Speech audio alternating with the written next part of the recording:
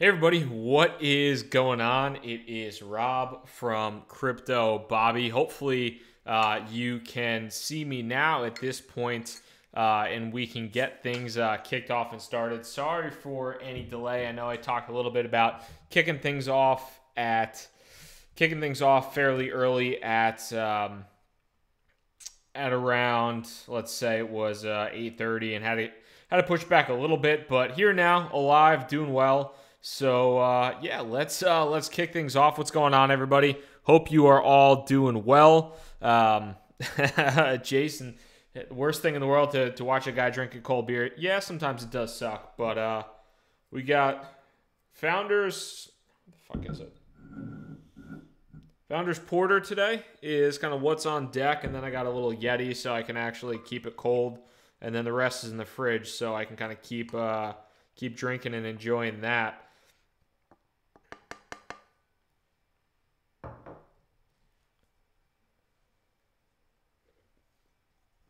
And adjusted the video settings on the stream today, so hopefully the quality isn't too bad.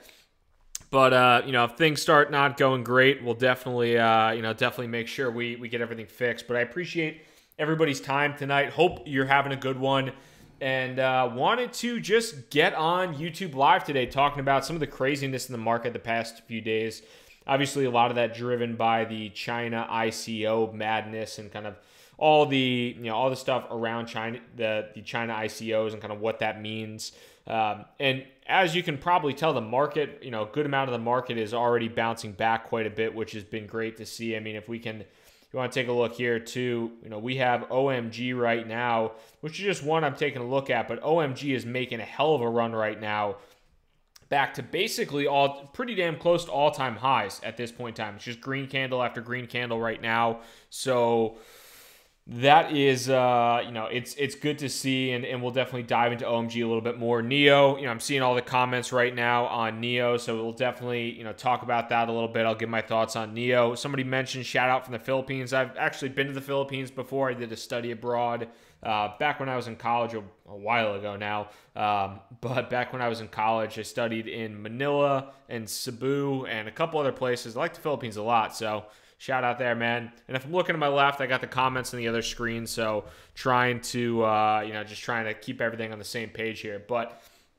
as you guys have, questions, keep those coming for me. Definitely want to address all of them. Yeah, right now, somebody mentioned OMG. OMG, obviously on the screen right now, is having a real nice day and has bounced off hard. And that's, I think, one thing that we can definitely talk about too. Somebody else mentioned Litecoin. So when all this China ICO madness went down the other day,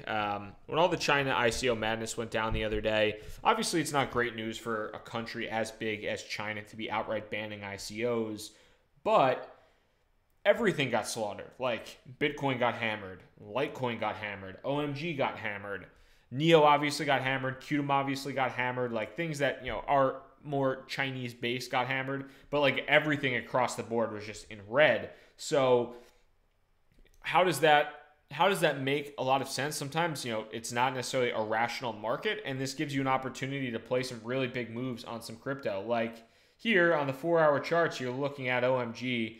OMG was up, from at its all-time highs around $12 US, and is now had a drop on the China ICO news all the way down to $8. Bottomed out at around $8 and is now back up to $11. If you bought on that bottom, you're already sitting at a nice fat 30% profit, which is pretty damn legit.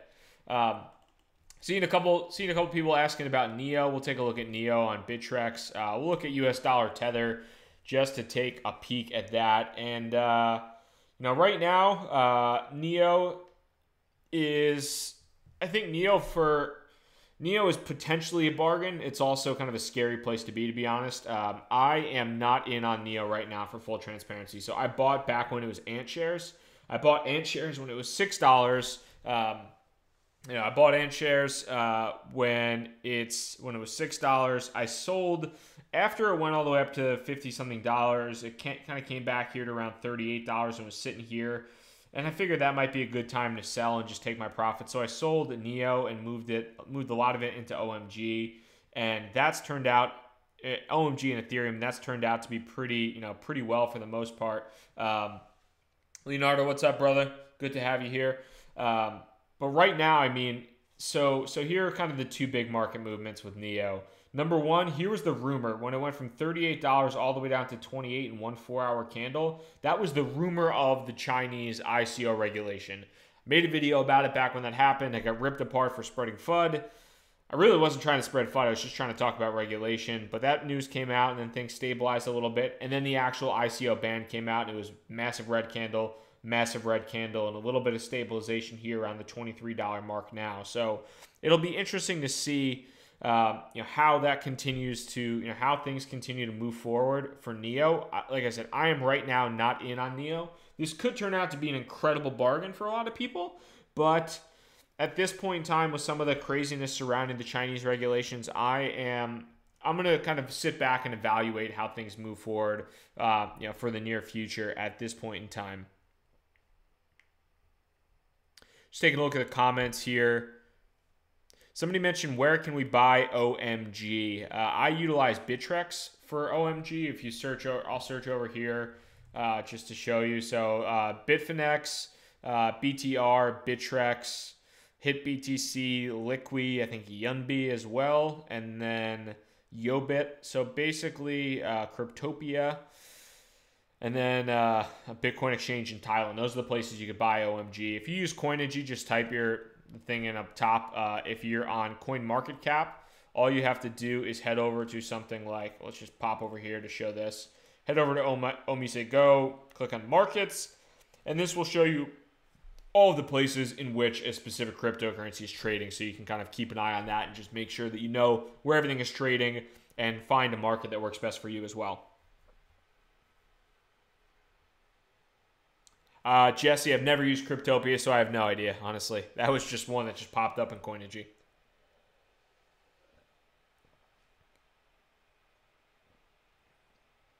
Somebody mentioned what's the best website to buy altcoins. I use Bittrex. For me, that's the easiest.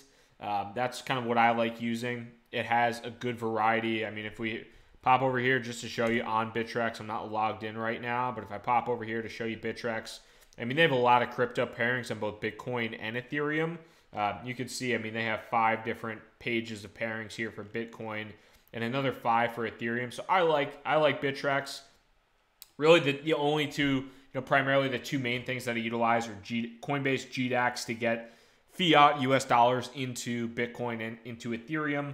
And then I use Bittrex to move my stuff over to, to altcoins that I like as well.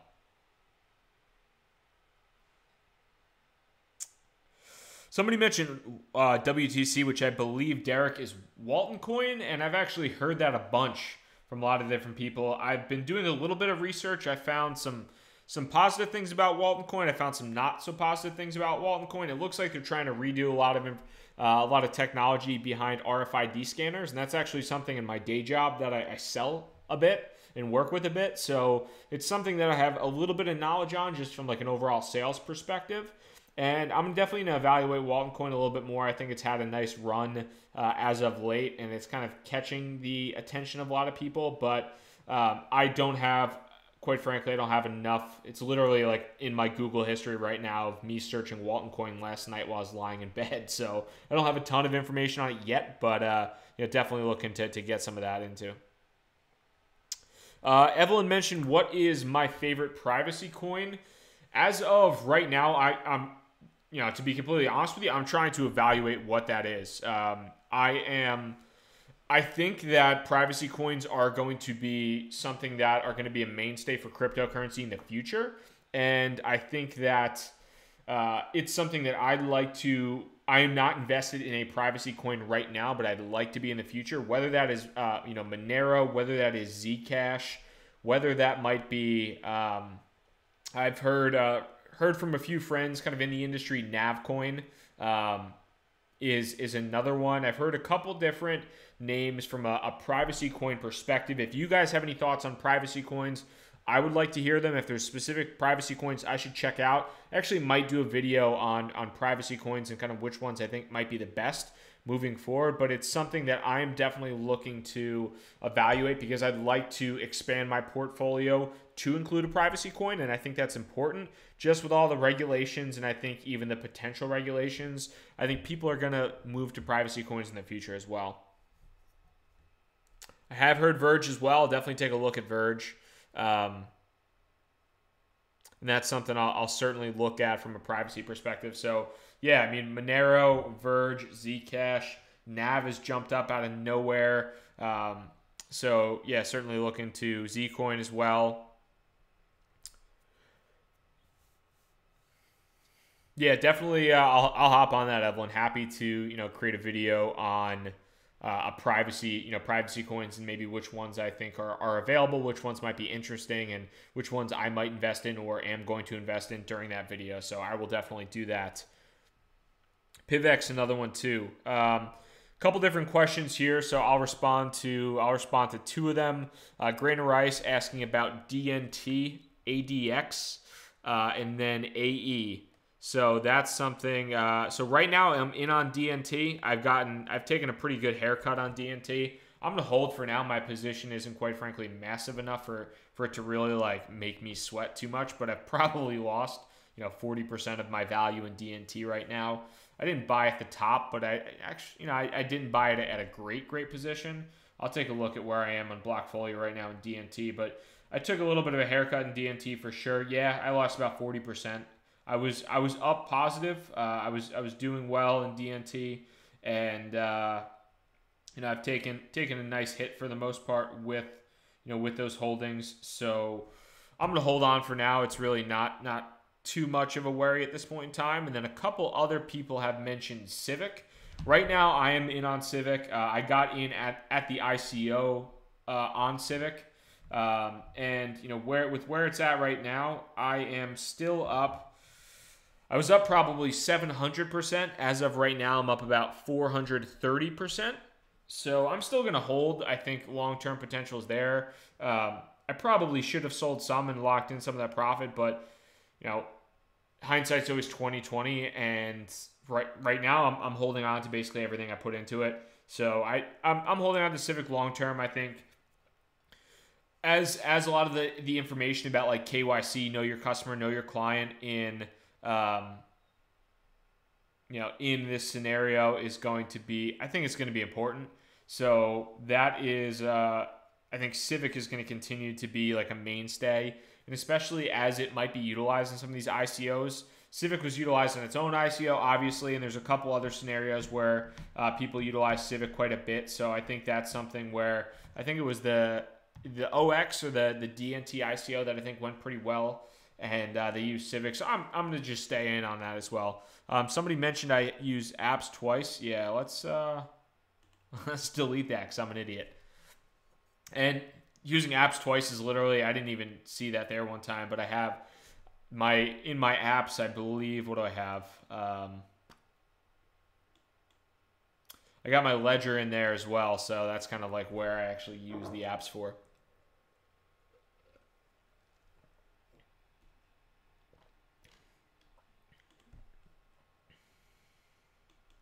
So I'm going to pop over here too, just on a couple of these. Let's see here. So I'll pull up the BTC charts just to take a look. I'll pull them up on GDAX and look at the US dollar. But this is something that I am not massively invested in Bitcoin right now. I am much more in Ethereum at this point in time. And I think I'm going to try to, while like probably 30% of my holdings are in Ethereum right now, I think I'm going to start moving towards putting about 30% of my holdings in Ethereum, maybe 25% in Bitcoin. And from that perspective, making sure that I have, a good amount of exposure to Bitcoin, because even when these like massive market movements seem to happen,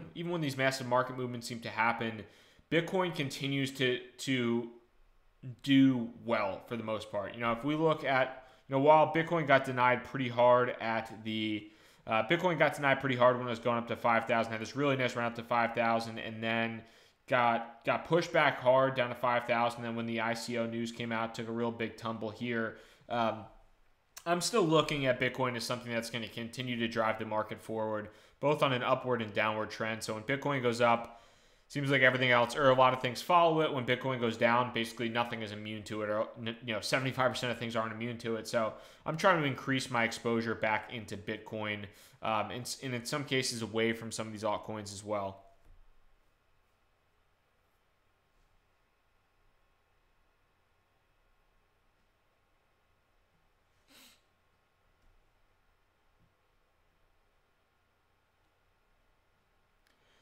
Take a look at the ETH prices as well, just to kind of take a look at that on GDAX. And ETH has stabilized nicely after that dive. We'll pop this back open to maybe 1 hour charts here, just to take a look at it. So ETH obviously had that big dive from, let's say, what do we got here?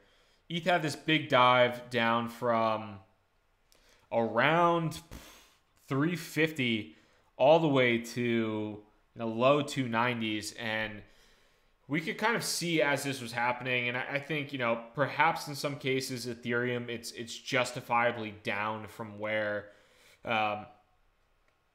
it's justifiably down where the Chinese ICOs kind of came into place. Ethereum, for the most part, is the platform of choice for ICOs, but just because China doesn't allow ICOs doesn't necessarily mean that Ethereum deserves a 25% haircut in valuation, especially when it's still significantly off its all-time highs, in the past. So, as I'm looking at this right now, I'm still, I've been bullish about Ethereum in the past. I'm going to continue to stay right now, quite frankly, continue to stay bullish as they continue to implement new technology into the protocol, into the platform. I think Raiden was rolled out on the testnet recently. Metropolis is coming up in the pipeline. Now, if Ethereum can get to the point where, I'm thinking about this right now, but if Ethereum could get to the point where, they're able to scale the network over 7 transactions a second, which it sounds like is going to be very possible. But if they can get that up to where they talk about, where they can handle 1,000 transactions per second or something in that range, even if it's 100, if they make the network 10 times more effective. Not that I think the price is going to go up 10 times, but I think the price is going to go up significantly. You're going to be looking at $400, $500 ETH, in my opinion, just because the utility of the network is going to be that much greater, and it's going to be able to fulfill the vision of actually running applications on the network as well. Crypto Jack asked, am I able to or not able to join most ICOs with this now as well with this KYC stuff? It depends. If it's an ICO that does not allow for U.S. citizens, I'm a U.S. citizen. I don't have any other citizenship, then I wouldn't be able to join. But, for the most part, like if it's between me investing in an ICO and providing a lot of personal information, I'll take the risk.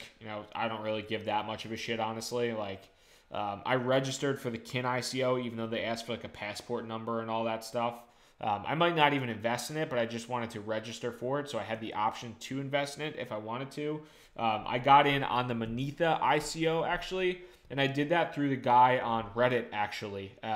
The dude on Reddit who has a smart contract, I forget his name, forget the guy's name on Reddit, has a smart contract system. You basically just send Ethereum to his address, and he writes a smart contract that automatically basically gets into an ICO and disperses the tokens to you, and I believe takes a small cut of the tokens, which is well worth it in my opinion. And I utilized that. I'm in a Slack group where a bunch of guys talked about utilizing that. They had success in the past on a couple different ICOs, so I ended up using that. Worked well, so I actually got in on the Manitha ICO, put a decent amount in. Haven't traded it yet. I don't even know if it's trading at this point in time. The tokens just got released today, so that's kind of where I'm at. And if anybody has specific questions too, I'm trying to take as many as I can here while drinking as much beer as I can here. So just trying to handle both at once.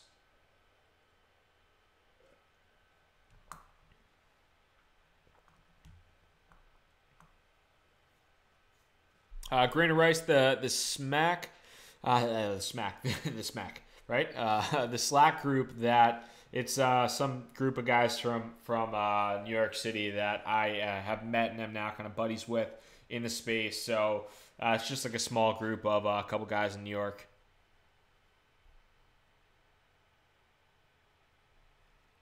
So somebody mentioned right now, if I plan on being a long-term holder of Ether, would I recommend trying to predict the pullbacks and sell some when it's high, jump back in when it's low, or do I just hold throughout? And I'm kind of, I'm open to both, quite frankly. I don't think that, for the most part, as far as things go, I am not against trading by any stretch.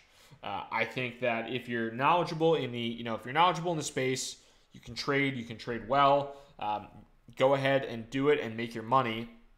I've tried my hand at a little bit of trading here and there. I've made some, really successful trades. I've made some that haven't been as great. But for the most part, I've done all right trading. The one thing I will say is that for the average person, it's really difficult, and I've talked about this before, but it's really difficult to kind of prevent human emotion in a lot of respects. Like, we'll pull up the 4-hour charts here. So, let's say right now, or, a couple days ago, back when ETH was having its run from $330 all the way up to $400, people were buying in spades. Look at all the green candles going up to, look at all the green candles going up to $400. Like, everybody and their mother was buying Ethereum.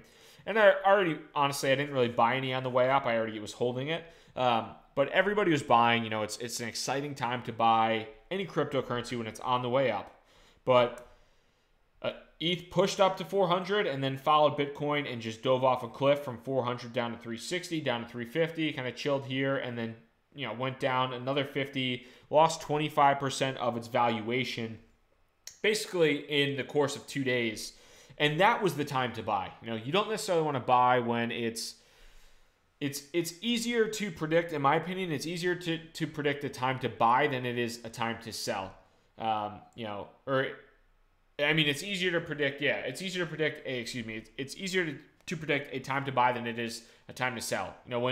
When you're confident in the valuation of Ethereum, when you're confident in the technology of Ethereum, and the price goes down 25% in 2 days off of Chinese ICO regulations, I think that's a good opportunity to buy for the most part. I thought that was a good opportunity to buy. I said that would be an interesting place to buy, and that was kind of just my overall opinion on that. Outside of kind of everything there, what I think for the most part about, and really what I'm thinking for the most part about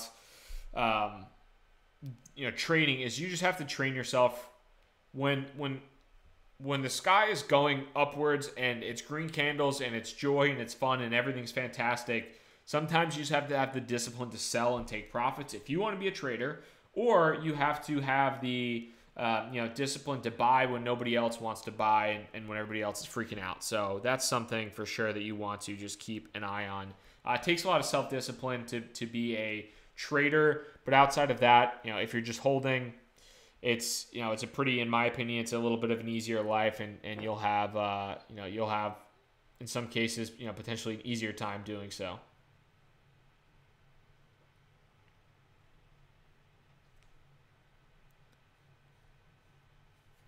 A couple people mentioning OMG, and I brought it up in the beginning of the video, so if you're new, back to it. I'll just pull up BitConnect here. Take a look at the OMG charts. OMG is crushing it right now, especially in the past couple hours. Really, really crushing it. Quite frankly, OMG is basically back to its all-time highs, pretty close to back to its all-time highs from the ICO Chinese regulation madness. So, if you held on to OMG, if you had OMG, but if you had OMG prior to this China ICO ban and you held on to it, good for you, because you're back, you're alive, good to go. If you sold, that's kind of the problem with trading, is it's tough to time the market, and this is something I think too, and I think this is, quite frankly, this is a lesson for me, and I think this should probably be a lesson for a lot of people as well.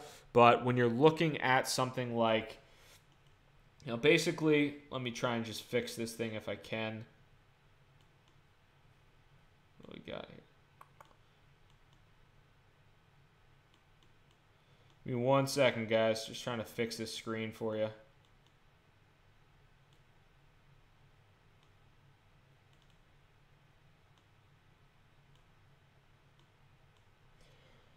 All right, sorry about that.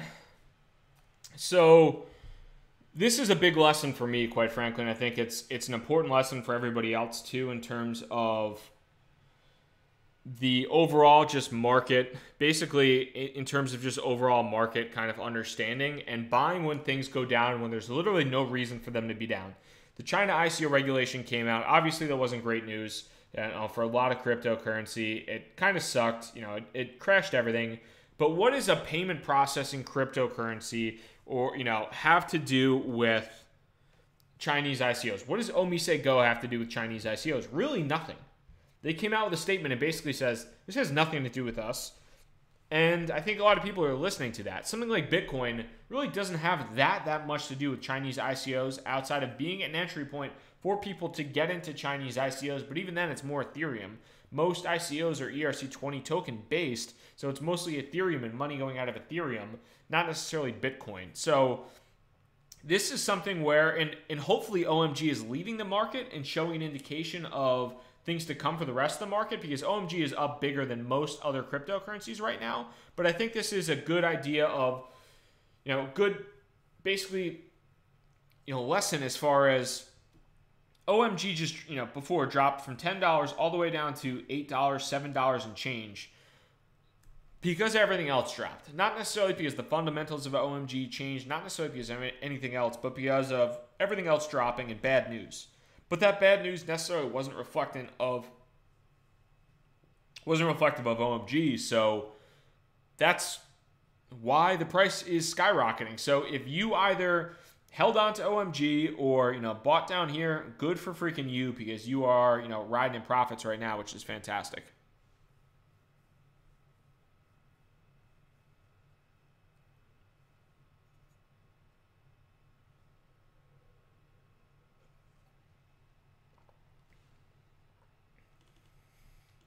And we can take a look too. I mean, as far as some of the crypto on CoinMarketCap right now, for the most part, having a pretty good day today. Not by no means a bounce back to kind of original times, but still the majority of cryptocurrency, and specifically a couple different ones that had really nothing to do with, and you can see it right now, quite frankly. Cryptocurrency that had absolutely nothing to do with the Chinese ICO ban. Litecoin, nothing to do with the Chinese ICO ban, but got crushed yesterday. Like everything else. Everything else got crushed. Litecoin was down big. Now it's up 18%. Monero, what does Monero have to do with the China ICO ban? Not really anything. Now it's up 17%. IOTA, not much. Up 21%. OMG Go, up 43%.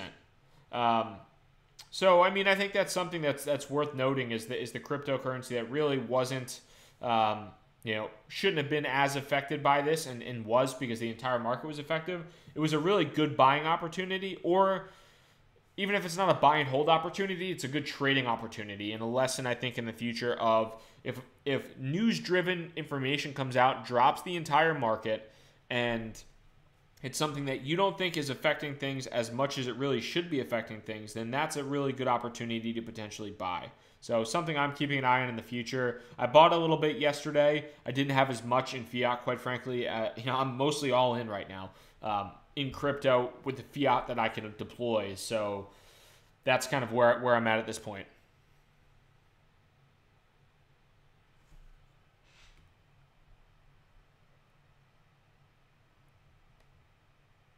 Taking a second to look through these questions as well. I'm trying to just kind of crush through some of these.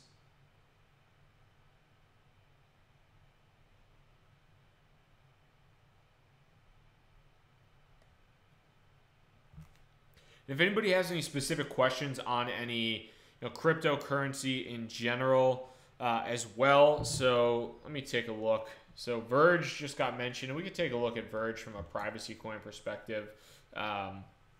So quite frankly, I don't have too much knowledge on Verge right now. Obviously, if you invested a couple months ago, you're sitting pretty, because this wasn't even $1 million market cap coin a few months ago. And now it's up to $90 million. So you basically are rich if you invested in Verge back in April, like I'm sure a lot of things. But let's let's actually go back to, you know, a 3-month time frame and take a look here, you know, at things. And right now, Verge is at a $96 million market cap perspective. And I'm looking at this point in time, and I mentioned this a little bit earlier, but I think privacy coins are going to be something that it's going to be important in the future. Whether or not people utilize the privacy coins for specifically privacy purposes and to maintain anonymity on the blockchain, and, you know, avoid whether it's a regulation or if it's taxes or whatever the hell people want to avoid, they can utilize a privacy coin to do so. I think that privacy coins are going to continue to be something that are prevalent in the near future, and if not more prevalent than they are right now. For me, what I'm looking at is trying to pick out which privacy coin is going to really make the biggest impact, whether that's Monero, whether that's Verge, whether that is Zcash, or whatever it might be. I'm probably going to put together a video on that now, or not now, but in the near future, probably within the next 2 or 3 days, just after I do some research and gather some points on what I think from a privacy perspective is going to be you know, something that works well. So, you know, just keep an eye on that, and I'll certainly come out with that information as well.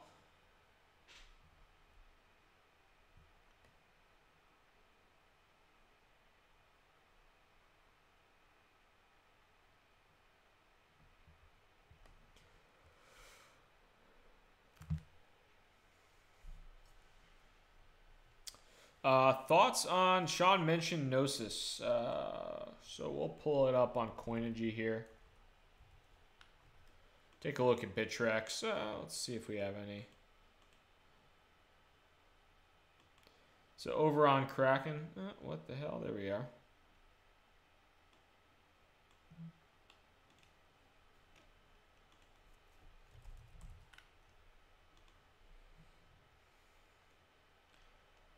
So Gnosis is something that's taken a little bit of a hit back from kind of like the June heydays, and I'll pull up the website as well. But this is something that I necessarily haven't been too invested in recently, but I've heard, you know, some, for the most part, some interesting things, and I think there's a lot of competition around you know, this space from the prediction market standpoint. I think that's one of the things that people are kind of banking on, the blockchain and Ethereum specifically, as something that could potentially be of high value in the future. Gnosis, and I believe Augur is another one. Stocks might be another one as well. But basically, you know, prediction type markets, not necessarily betting, but you know, almost kind of wagering against future you know, things to happen, whether it might be from an insurance perspective or a lot of different things. I am not. I'm not in on Gnosis right now. I'd have to do a little bit more research on it to, you know, give you a really good thought process as to what I think. But you know, we'll definitely kind of look into that and let you guys know a little bit more. But I would just say that, you know, in some cases, I mean, everything right now has competition within kind of the blockchain space or within the cryptocurrency space. Whether you're looking at, you know, Gnosis, and it might be Augur or stocks, or there might be, you might have basically Ethereum competing with Neo or EOS or EOS or whatever the hell you want to call it. You know, Monero competing with Zcash. OMG now competing with potentially Manita in the future. You know, basically, there's multiple of everything in the kind of space. So I'm trying to evaluate in a lot of cases, like, which is going to be the winner. What's going to be the best of those cryptocurrencies moving forward? What's going to be the best company moving forward, and what can I invest in? Because it's almost in a lot of cases like picking a stock. Like, do you want to go with Apple or do you want to go with Samsung? I mean, both make phones, but both make TVs, I guess, and, you know, or Apple TV or whatever the hell you want to call it. But like, both make phones, both make software. Which one do you want to invest in the long term? Do you want to invest in Bitcoin or Bitcoin Cash? Do you want to invest in Monero or Zcash, or Ethereum or EOS, or do you want to invest in both? I mean, you can always invest in both. So it's something I'm evaluating now as well. Taking a look at a couple of these things. Somebody mentioned my favorite homies over at BitConnect, and this is one, if I'm being honest with you guys, I would stay away from BitConnect with a 10-foot pole. I know they promise a lot of things, but I'm not one of those dudes that's up on BitConnect. I mean, the majority of the volume is on the BCC exchange. The rest of it's on these random no-name exchanges. And then a lot of kind of what goes on is talking about the why you should utilize BitConnect, but a lot of it is around some of the POS, and I am just not. I get a. If I'm being honest with you guys, I get a scammy feeling. I know somebody mentioned BitConnect, but I get a scammy feeling from BitConnect. I am not in that at all. I wouldn't recommend being in that. If you want to do that, go for it. That's on you. But for the most part, anybody that's promising anything at all about kind of investment and anything that promises any bit of return or anything of that nature, I'm completely out on. So yeah, no thanks on BitConnect. I think there's better places to put your cryptocurrency. And as regulation continues to happen, any type of perceived scammy coins, whether or not BitConnect really is, I know a lot of people push it, but I'm not, like I said, I'm not in on BitConnect. I know a lot of people push it, but any type of scams in the near future, anything like that, the more regulation that comes out is going to continue to kind of hunt down these types of, not necessarily BitConnect, but any type of scammy things in the future. Whether it's Chinese ICO regulators or any other regulators, they're going to come after them. So you just gotta watch out and just educate yourself before you put money in anything.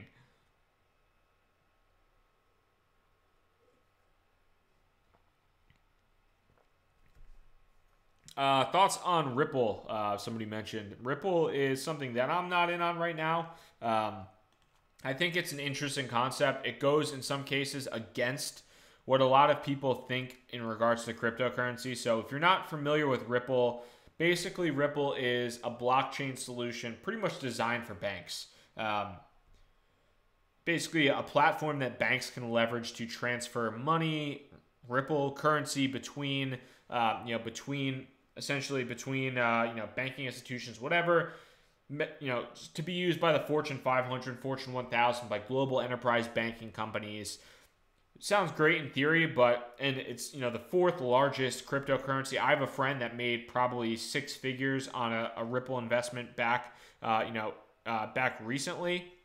So I think it's definitely done well from an investment perspective. But one thing I think you want to be aware of, in some cases, that a lot of the cryptocurrency community is pretty anti-bank for the most part. That's kind of one of the big premises around cryptocurrency is you don't have to use banks, you don't have to use these institutions. We're getting away from trying to get away from a lot of this stuff. Or cryptocurrency enthusiasts are trying to get away from a lot of this stuff.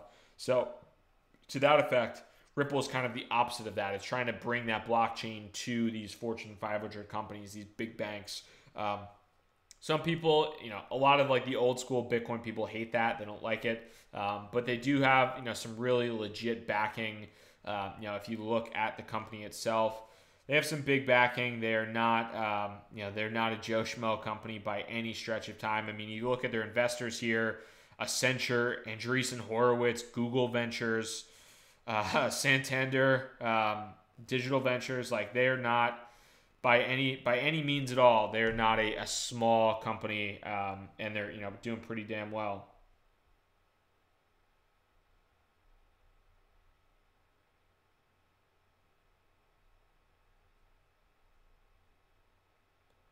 One second here,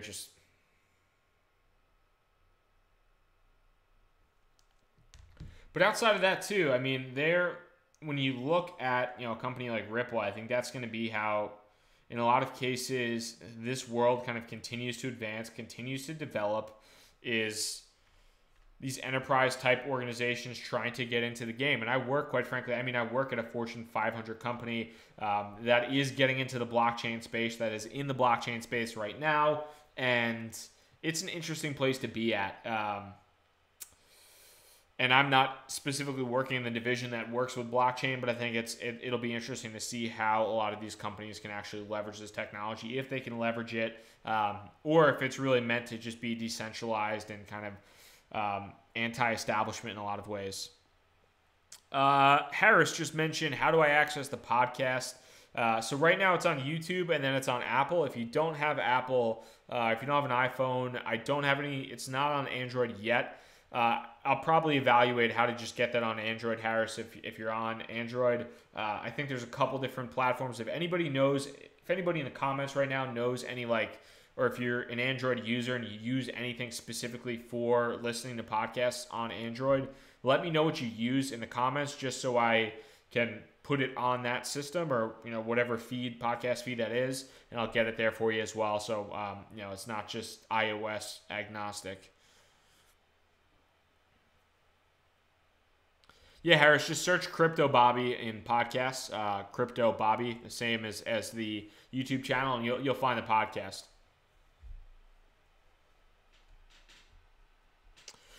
Somebody mentioned too before Steemit. So Space Magic mentioned Steemit. I'll actually post my link in here. Give me a second to post that up in here. So I post most of my stuff on Steemit. I haven't had an incredible experience, quite frankly, on Steemit yet. I mean, anybody who tries to say it's even remotely comparable to Reddit or anything like that, just because it's decentralized, it's not at all. I'll pull up my profile so you guys can see that. But I mean, I have a few followers. If you want to follow me, I posted a comment before, on Steemit, and when I post something, I get a little bit of, maybe I'll make 14 cents, I'll make 3 cents, whatever, 1 cent. I think the most I've ever made on a post was, going back to it, $1.07, so just rolling in that dough. But yeah, if you guys want to follow me on Steemit, that'd be cool. But I mean, it's interesting. It's basically Reddit, but you get paid. So far, but you get paid for it. I mean, I'm sure people will say it's really fancy and decentralized or whatever, but it's kind of a Reddit knockoff with the opportunity to get paid on it. And there's a lot of people in the cryptocurrency space, at least YouTubers, that do pretty well making money on. Yeah, I don't know if they're just kind of passing money back and forth and all that stuff, but it seems like they do all right. But it's kind of a cool platform. I'm going to continue to just post my stuff on it, just hopefully make some money, and if it's in Steem, and I'll move that to Bitcoin or Ethereum. But that'd be cool for me, honestly. So if you are on Steemit, throw me a follow there, like my shit when I post it. Would appreciate that for sure.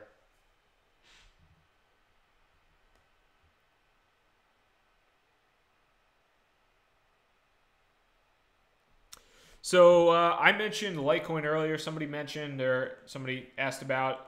I can pull up LTC here. LTC's having a good day, and I think this has been interesting, honestly, to see. Litecoin was all the way up to $95 and is bouncing back quite a bit from its lows of about $60 something after the whole China ICO crap went down. So that's it's interesting to see kind of how Litecoin is moving. I think one thing that's quite frankly interesting to see there as well is, I'll pull up Twitter here, and we can take a look at Charlie Lee. So Charlie Lee is all about Twitter now, and all about I think he just hit 100,000 followers pretty recently. He's up to 108,000 followers now. But now that, if you're not familiar with Charlie Lee created Litecoin and was the director of engineering at CoinBase. He left CoinBase a few months ago and now is the full-time director of engineering at Litecoin.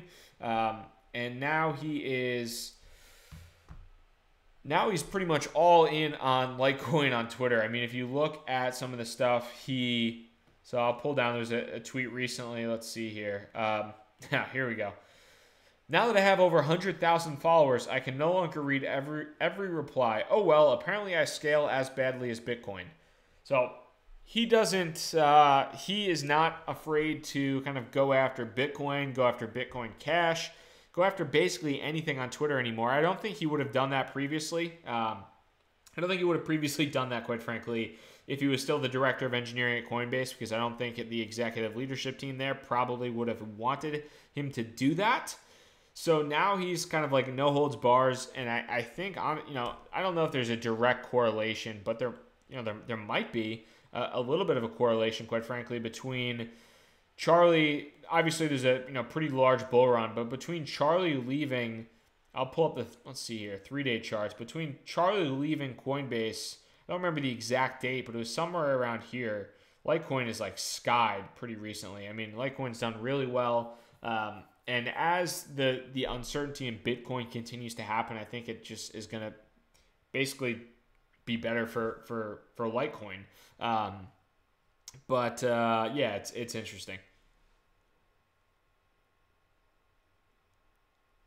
Eric mentioned, glad you got into Litecoin. I hope you got in early. Anywhere down here, basically, pretty much anywhere. Over a week ago, you're swimming in great profit on Litecoin, so congrats on that. Not sure if the Ledger Blue supports Litecoin. I believe I have the Ledger Nano S, wherever the heck that is. So I got the Ledger Nano S.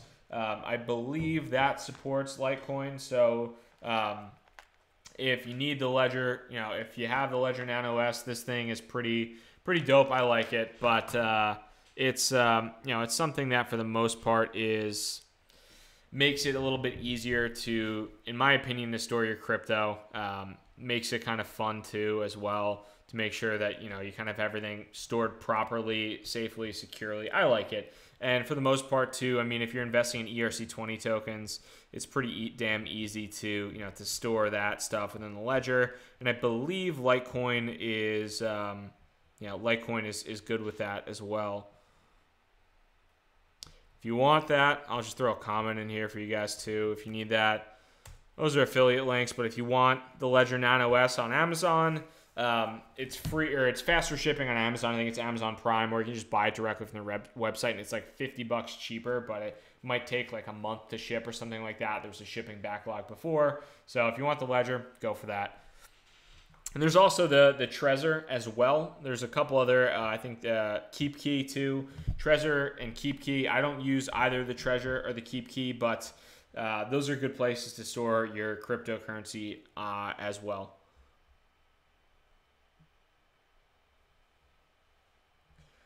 So somebody mentioned, as a 17-year-old looking into day trading cryptocurrencies, congrats on getting in young. Do I have any tips? Also, do I recommend GDAX, Gemini, or Kraken? So I use GDAX personally. I like GDAX. I mean, you can pull up the charts on GDAX too, but I like GDAX. I use GDAX. The one problem, or not necessarily a problem, but the one problem with GDAX is that there's really 3 cryptocurrencies you can trade. It's Bitcoin, Ether, and Litecoin. If you want to trade altcoins, you really can't do that on on GDAX. Basically, where you have to go is you have to hop over here to Bittrex if you want to do that, and you have to trade on Bittrex, whether by Bitcoin pairings, Ethereum pairings, or alternatively by US dollar tether pairings as well. So I like GDAX and I like Bittrex. I've heard good things about Gemini as well. I think that's the Winklevoss bros who own and run GDAX in Manhattan. Actually saw the Winklevoss twins walking in Chelsea, New York, which was kind of funny. I kind of wanted to say something, but I didn't say shit because I'm a puss, and they're like 6'5", jacked blonde dudes just walking around, and they are literally identical twins. So if you've seen them on TV, or on TV or on YouTube or whatever, or in like the Social Network movie, granted those Social Network actors, but like they're straight up identical freaking twins. They're huge. They're like way more athletic than I am, and yeah, it's kind of funny.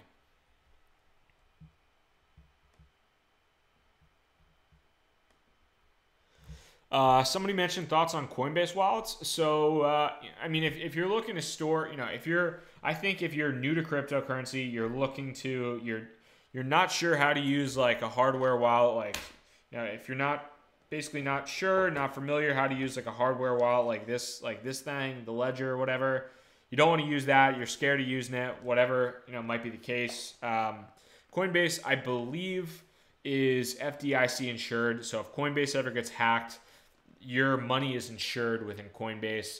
I don't believe that covers like if you get hacked. So if you don't have 2-factor authentication enabled, you're kind of screwed. So just make sure. I think Coinbase is a fine wallet for the most part. if you're new to the space, but make sure you have two-factor authentication enabled. Make sure you're taking all the proper safety precautions, using a separate password. If you have a lot of money stored in Coinbase or anywhere, just don't be stupid about it, because if you're stupid about it, you might lose your money, and you don't want that to happen. Somebody mentioned, why is GDEX not allowed in certain states? I think it just has to do with regulatory issues. From an exchange perspective or from a trading perspective, I think regulation is usually done in the U.S. on a state-by-state basis. So that, to my knowledge, is the reason for me. I'm covered in both cases, but for you might not be.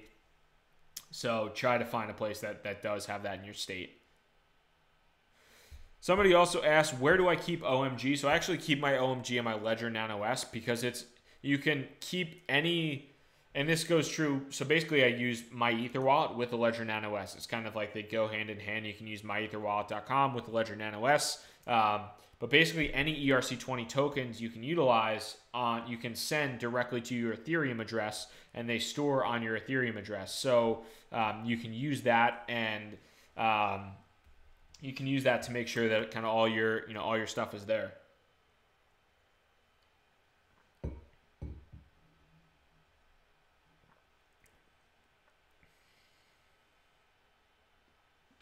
So somebody mentioned IOTA. IOTA is obviously has done well pretty recently, and I could pull it up here. I listened to a podcast on IOTA and the founder of IOTA.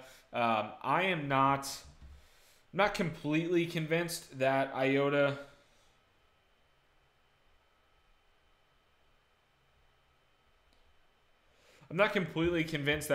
can do what they say they can do, or what their mission is, quite frankly. They're pretty much trying to be a cryptocurrency for the Internet of Things. If that works, that's incredible. That's going to be that's going to be awesome. But at the same time, do we really need a cryptocurrency for your smart refrigerator, or for your smart washing machine, or your coffee maker? Do you really need an ASIC in your smart refrigerator? Is that actually going to happen? It might happen. It might not happen. That's what is tough to predict, and I think that's also what's going to determine the IOTA valuation in the future. Is now this is all done on future possibilities, but that's kind of what I'm visualizing. And as somebody in the tech space, just in general right now, it's a really interesting concept. It has a lot of potential, but are companies like Samsung and General Electric and whoever, are they going to put IOTA compatible ASICs within their next smart washer to send tokens to their washing machine, to send tokens to the dryer, to send tokens to the coffee machine, and to the lights, and to all the smart devices and everything like that, the Internet of Things? Obviously the Internet of Things is going to continue to grow up, but it'll be cool to see how that pans out. And I know Donexify mentioned IOTA has some great uses, and it's a departure to IOTA is from the perspective of the blockchain. I think there's what they have, it's called the Tangle, I believe, and it's a little bit different than the standard blockchain, that Bitcoin, that Litecoin, that a lot of these basically that a lot of these Satoshi, that Bitcoin and everything else besides what Bitcoin have done from a blockchain perspective are able to do. IOTA is kind of reinventing that. Whether that reinvention manifests in something fantastic is yet to be seen. The valuation is pretty high right now, in my opinion, for where it's at. But if it manifests and it's something that is, it works really well, I mean, you could easily see a pretty incredible valuation on this. So if you're invested in IOTA, I don't think that's a bad investment. I'm not right now, but we'll see how it goes. It's a promising project for sure.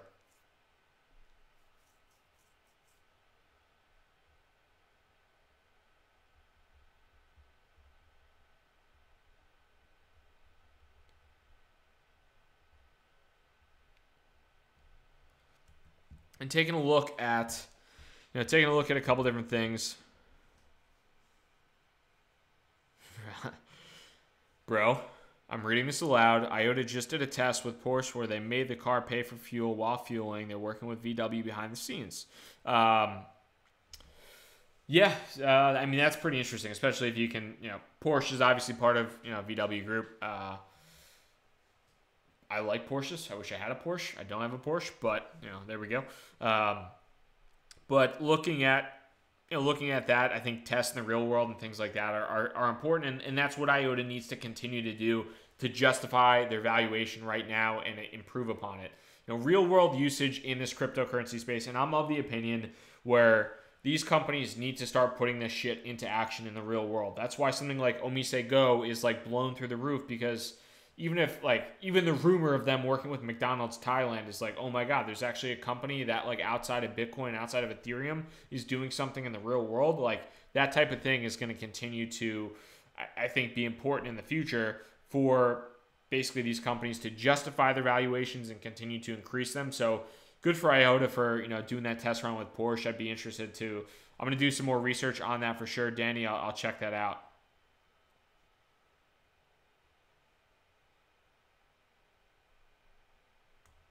Donexify, no, you don't need an ASIC inside your IoT device to transact with IOTA, but I believe that was a future vision of what I heard on the podcast.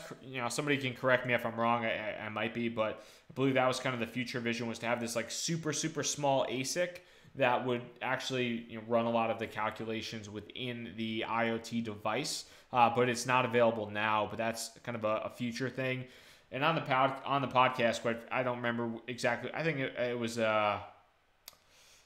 it's like the Bitcoin talk show or something like that. But the host was a little bit skeptical of the founder of IOTA, kind of, and they didn't get into war of words or anything. But it was an interesting conversation for sure.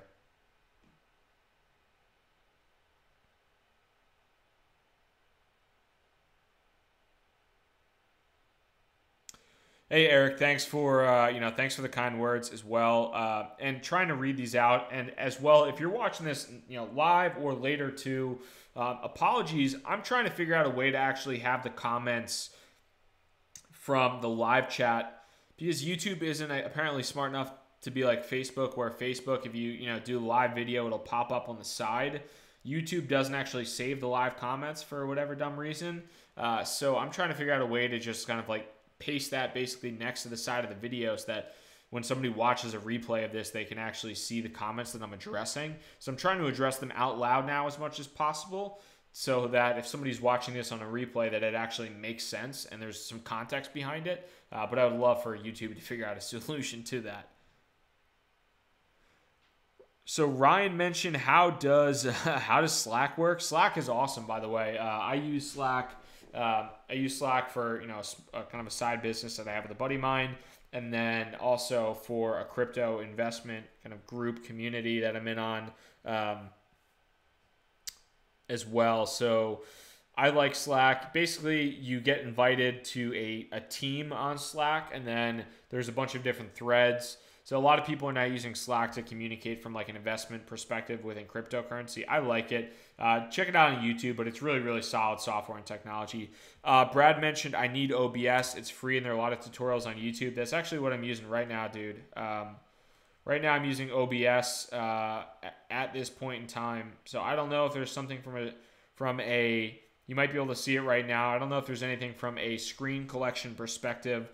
I mean, from a commenting perspective that I can hold on to, but I'll check into it for sure.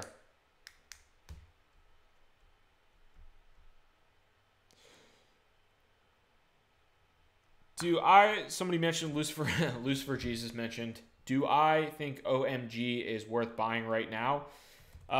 So, I mean, for full transparency, I'm holding OMG at this point in time.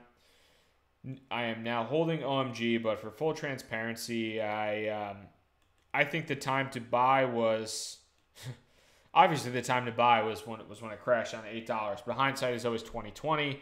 We're almost at the top of OMG, still a little bit below, but maybe 50 cents US dollar below, or about $1 below the top of. I'll measure it here for you guys. So we're about 7 or 8% below the top of OMG. Basically the all-time high from a US dollar perspective, 7.5%. Yeah, I don't want to say now isn't the time to invest in OMG. It could blow past it. But I'm just holding as of right now, so I don't want to necessarily give you specific investment advice. I think, you know, you do what you're comfortable with, but just be aware that you're buying on. I mean, I'm on the 4-hour charts right now, and we're looking at, you know, multiple green candles at this point in time. You know, basically 12 straight hours of green candles.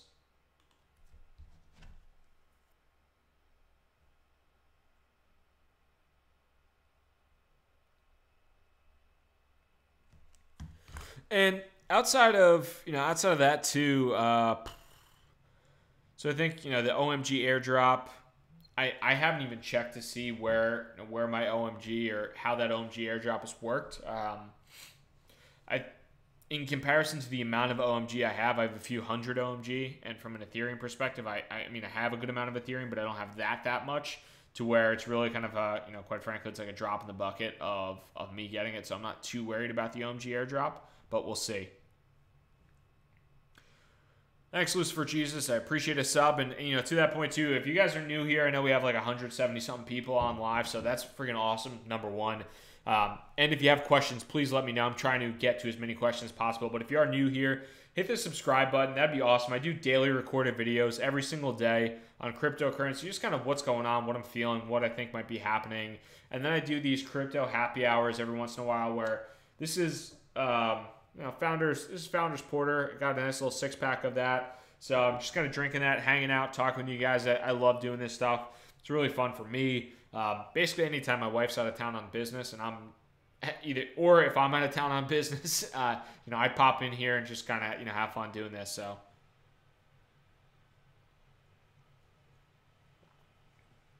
My dude Crypto Supply hopping in and throwing in $2 into the super chat, which is awesome. I appreciate that, man.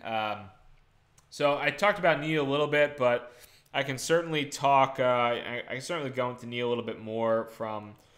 I'll pop over to Bittrex here, and you know, I kind of mentioned it before. It looks like NEO is stabilizing a little bit. I'll make this chart even bigger here.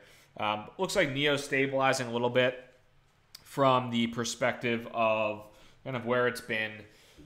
Right now, I'm out on NEO. For me personally, I'm out on NEO because I sold.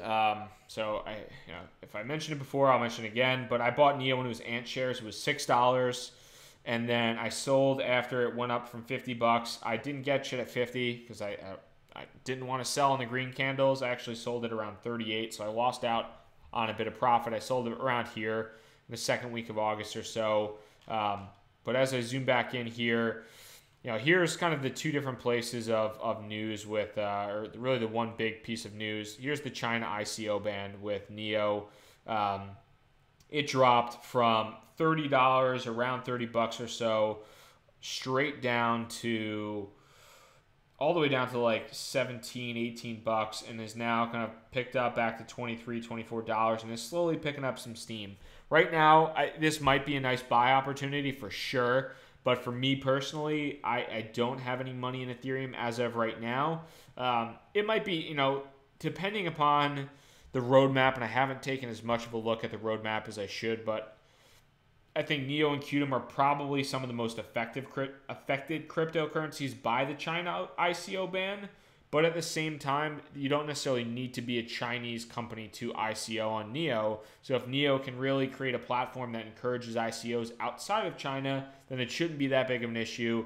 And this price that you're getting right now could look like a bargain. So this is obviously a dip that you could potentially buy on. Could NEO, you know, dive back lower? For sure. Are there a lot of people invested in NEO and invested in the success of NEO? Yeah, absolutely. So it'll be interesting to see.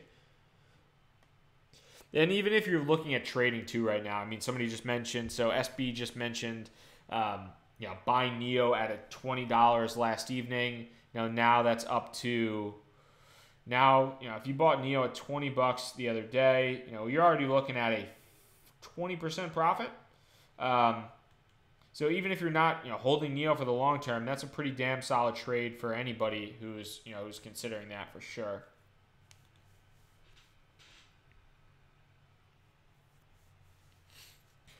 So Chris, talking about their 401k, developing a balanced portfolio. I'm going to grab another beer. I'm out of beer right now. So guys, give me 2 seconds. I'm going to grab a beer. I'm going to sprint down to my fridge. I'll probably be winded by the time I get back up. But give me a second, and I'll talk about that 401k.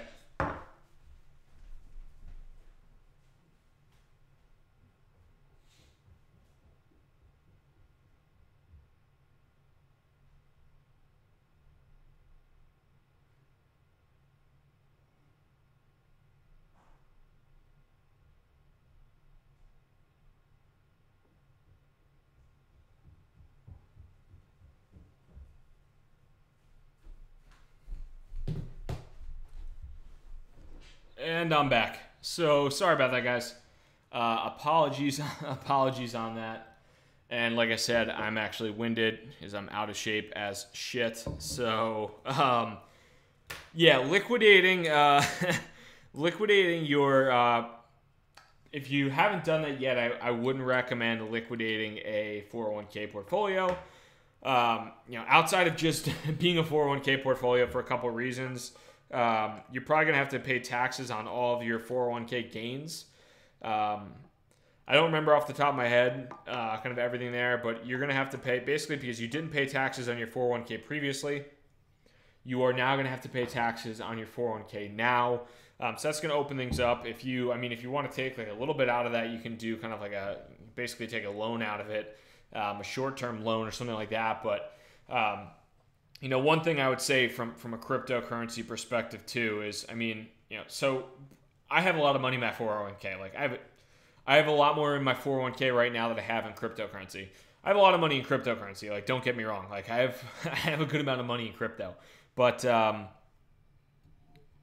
have a good amount of money in crypto. So, but I have more money in my 401k because I've been saving for retirement, even though I'm a pretty young dude. But I put a lot. I put 15, 20% of my salary into 401k, IRA, all that crap, and then I put everything left over into crypto because I like that shit. So let's just take a look at Ethereum. So Ethereum is one of the bigger cryptocurrencies, but let's take a look at the past couple days. So if you took out, let's just say you took out 40 grand or 60 grand out of your portfolio, you invested it when it was 400, you could have potentially lost 31% of your 31% of your investment if you invested the other day.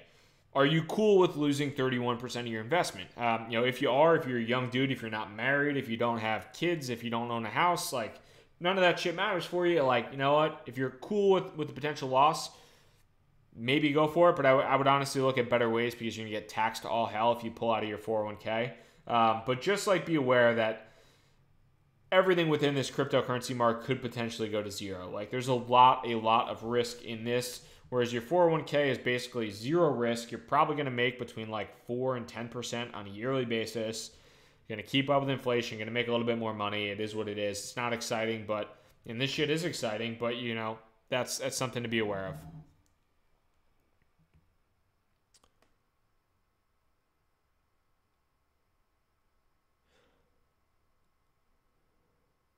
Yeah, Leonardo, I should invest in a mini fridge. Yeah, this is the office, so my wife would not allow me to put a mini fridge in our office. But I got the Yeti, so it keeps everything pretty cold once I put it in here, and not drinking straight out of the bottle. James mentioned what price, or excuse me, why aren't I in for ETH? Not at the moment. So I'm in on ETH right now. I need to update this, and I believe I have in the past a little bit, but this needs to get updated because I got in on the Meetups ICO recently, but I'll pull this up in case you want to see it. See if this loads. But if you go over to my website, and this is, it's a pretty basic website for the most part, but if you go over to my website and you want to take a look at the portfolio of just kind of what I'm in on for full transparency, you can always take a look and get a feel for what I'm invested in. I put a little bit of my Ethereum into OMG, into Meetups ICO, and I have more Bitcoin. I've doubled my Bitcoin holdings in the past week and a half or so. So This number is probably more like 15% from Bitcoin standpoint. And then from Ethereum, I am probably a little bit lower. I'm probably more along the lines of like 20% Ether, just because I invested in the beneath the ICO and I'm looking to flip some of that. I gotta say, one thing that's really been like kicking my ass is status. Like status has been down and down and down and down.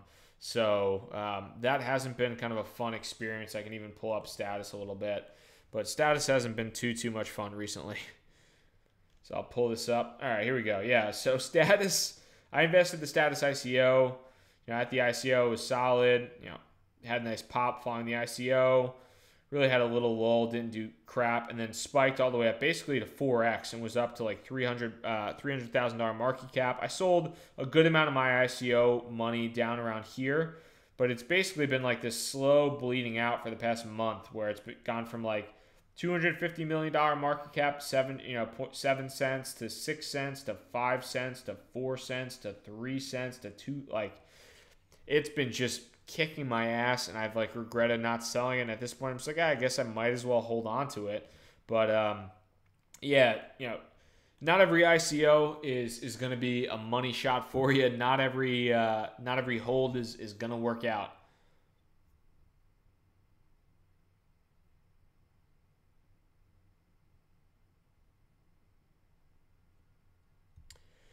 Civic WordPress rollout this month. Somebody just mentioned that. That's pretty cool. I did not know that, and this is actually a WordPress website. So that's pretty cool to hear. And I know the CEO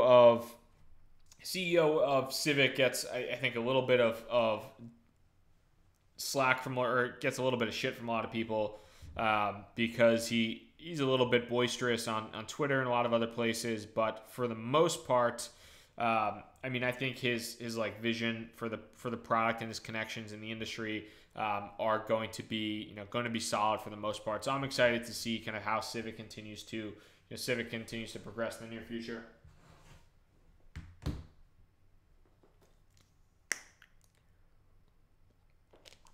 Enos mentioned OK Cash. I'm actually not too familiar with OK Cash. I'll have to check it out. Yeah, Ryan, talking about Vinny, the Oracle of Bitcoin, as people like to name stupid shit.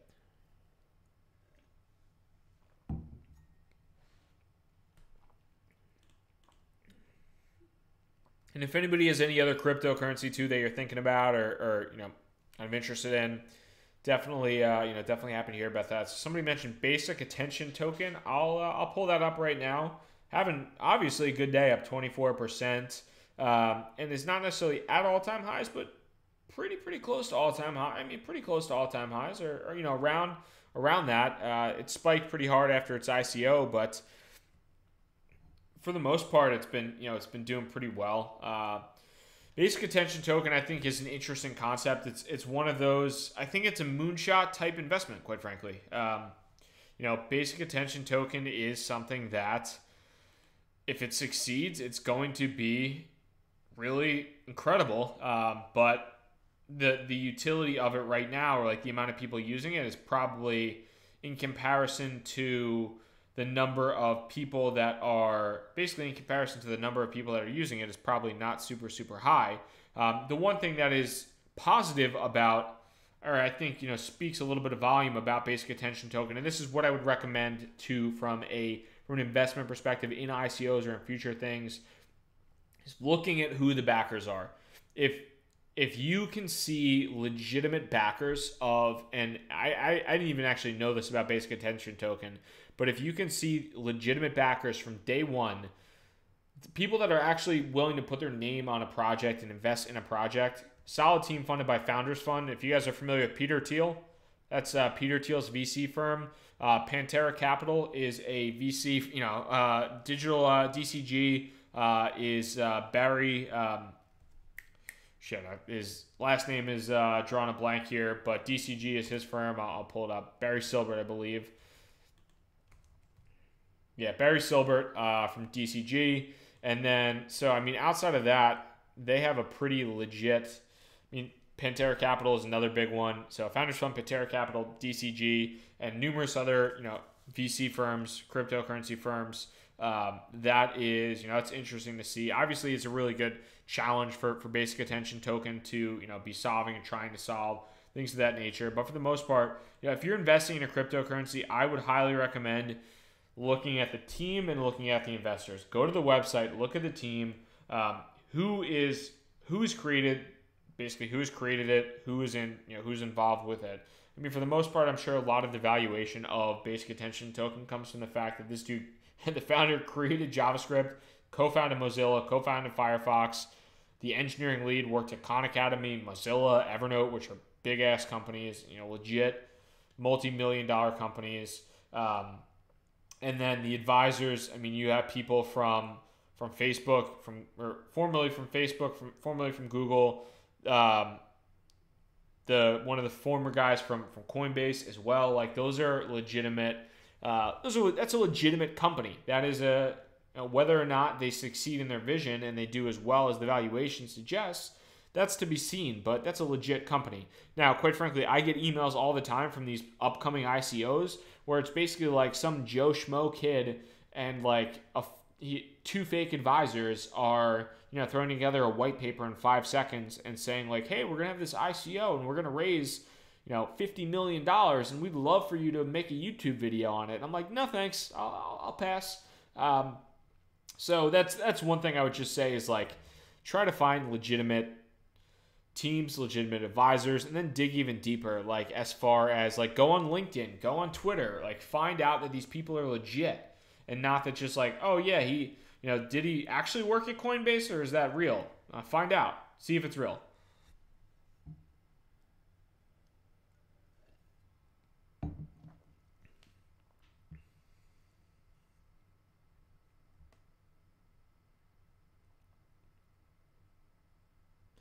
So somebody mentioned, looks like Adam and a couple other people were in the comments talking now about Siacoin. And I've talked about it a little bit in the past, and it's interesting. I think there's a lot. So I'm not in on Siacoin now. I'm not in on really any of the storage coins, but I think they are an interesting. So I think the storage coins are an interesting potential. Again, these are kind of like moonshot cryptocurrencies right now. I'd love to see kind of how they work from the perspective of, let's see if I can actually find something. There we go.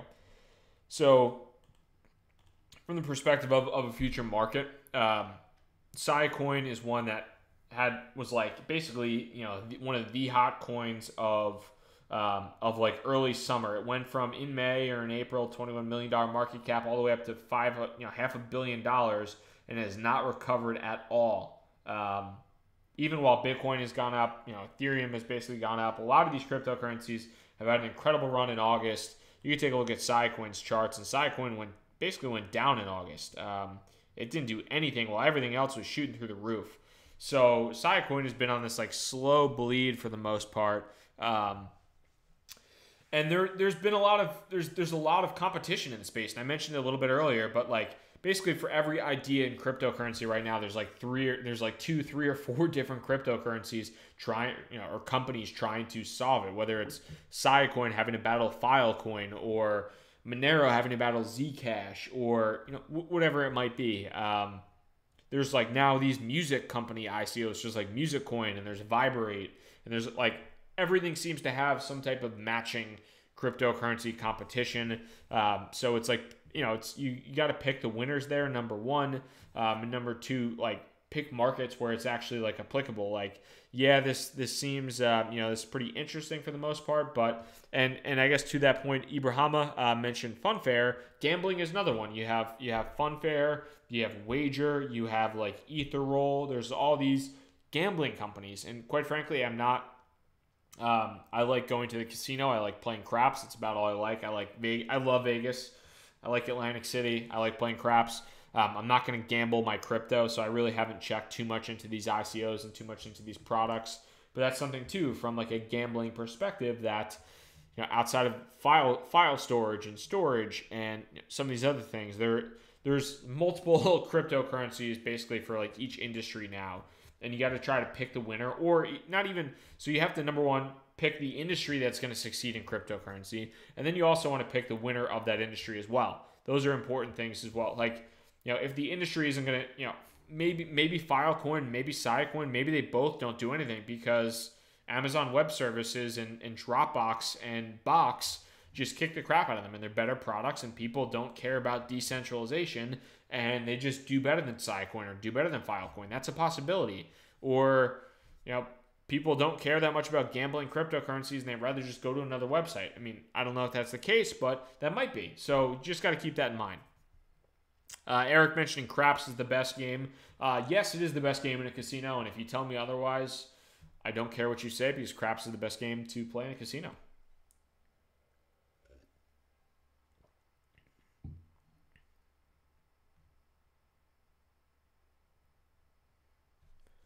So somebody mentioned EOS or whatever you want to say.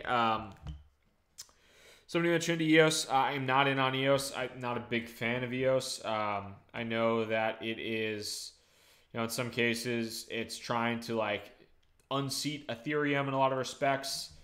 I think they've gained, they're up 30% today. Good for them, but they've had a slow bleed out since the ICO as well. That's another coin for the last month that hasn't done jack shit while everybody else has been, killing it. They've gone from close to a $500 million market cap down to below $300 million, or now to $300 million. But I'm not a big fan. I don't like the whole year-long ICO deal. Not a big fan of that, and would stay away from it. Personally, for me.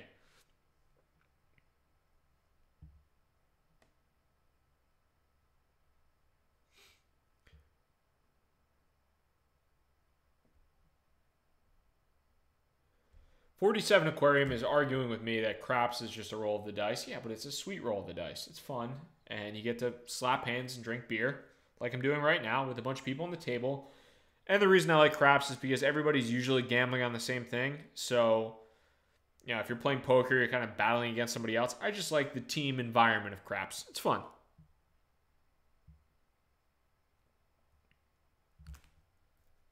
Hey, Be Stable, thanks for thanks for coming. Appreciate you having here as well.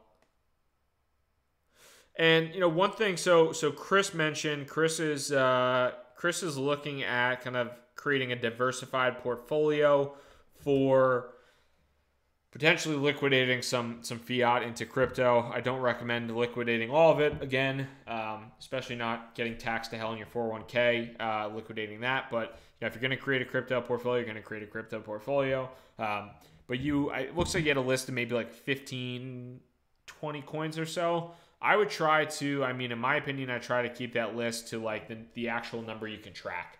Right now for me, we can see here too, I have, let me pull that back up. So I'll pull back up my portfolio thing here so you can take a look at it. But I have 1, 2, 3, 4, 5, 6, 7, and then I have beneath that as well. So I have 8 cryptocurrencies right now. I think that's somewhat, it's still kind of a lot, but it's somewhat of a reasonable number to keep track with. I think if you're looking at 15 or 20 cryptocurrencies, that's kind of a lot to keep track of, and can make it a little bit more difficult. So that's, I'd just be aware of it, because you want to be able to understand what's going on. And cryptocurrency is the type of market where shit happens so fast that you want to be aware of what's going on so you can make adjustments if you need to. I'm not necessarily advocating for day trading or anything like that, but it helps to be able to actually keep track of the news, new product releases, especially if they're ICOs or recently ICO companies as well.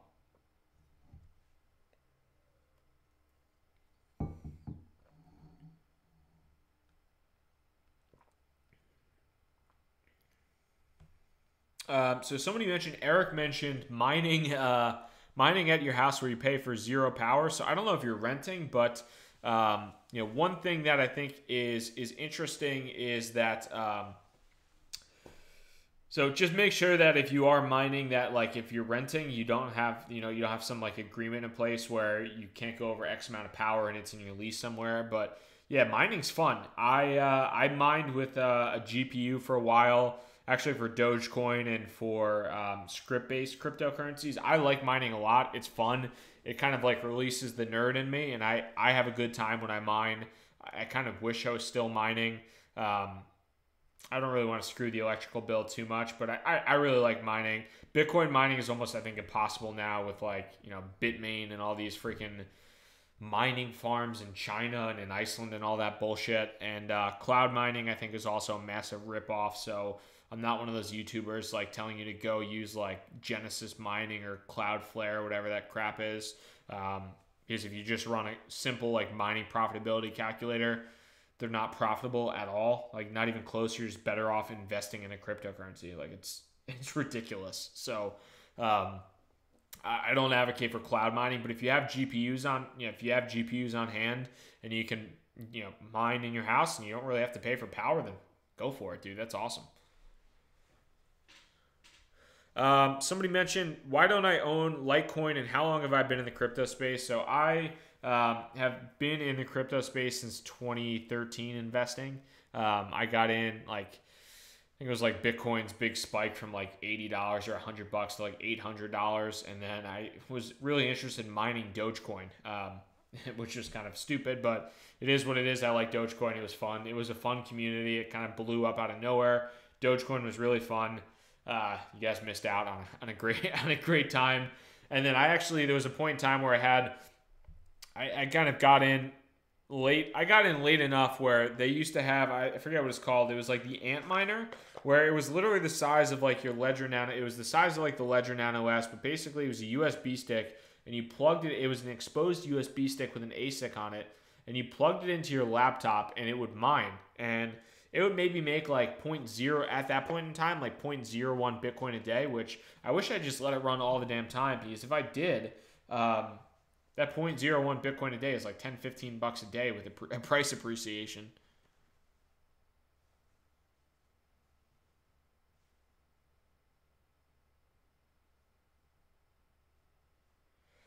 Eric mentioned, what if I've never mined anything before? You own a house straight up and no hookup with the power company, doesn't charge you a dime. Yeah, dude, I would go on YouTube and just watch videos.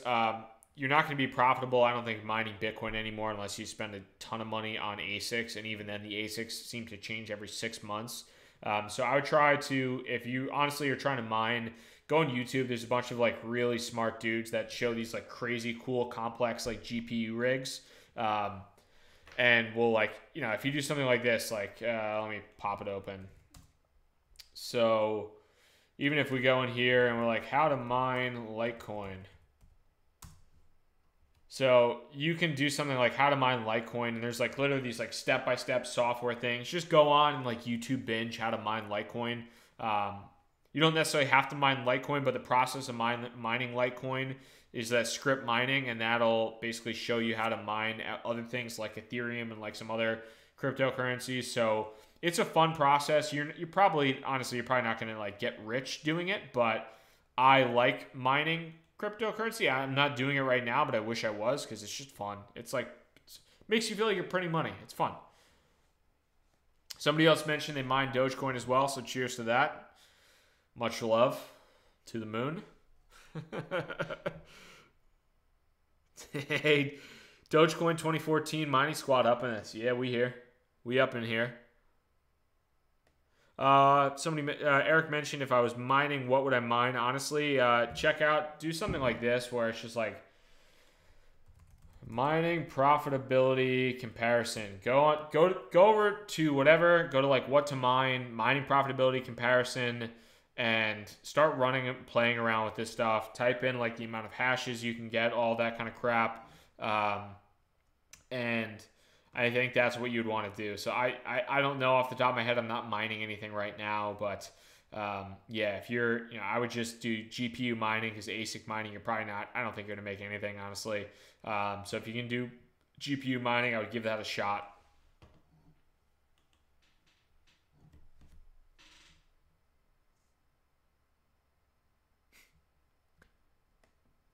Newbie question. So if you mine coins too, and this is, I'm not a mining expert by any stretch, but if you mine coins, so typically what happens is you join a mining pool is what happens. And when you join a mining pool, like, because it's so impossible, basically there's so much hash power out there now of so much hash power out there now mining wise, especially for, I mean, basically any cryptocurrency. You join a mining pool. So what you would do is you would end up going to like Litecoin mining pool, and you would Google that, and you would say like litecoinpool.org.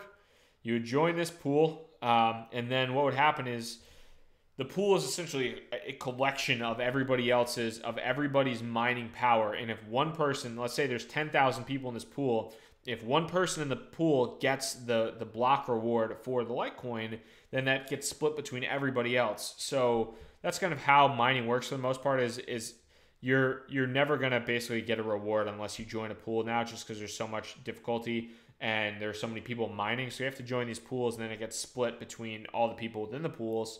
And then the pool will take, I believe it's usually like a small cut of what it is. But yeah, you usually get an equal distribution of, how it works is you'll get an equal distribution of the reward based upon the hashing power that you contribute to the pool. So if somebody, for whatever reason, if somebody was contributing half of the hashing power to, half of the gigahertz to this, they would get half of the block reward if a reward came in.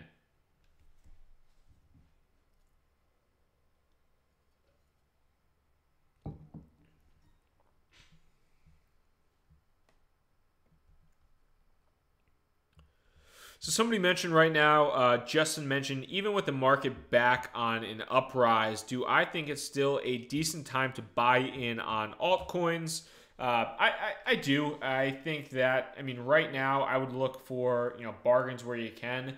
I'm still, honestly, I'm a little bit nervous of a pullback. I mean, if we're looking just at the overall market capitalization, I think there's a potential for a broader pullback here.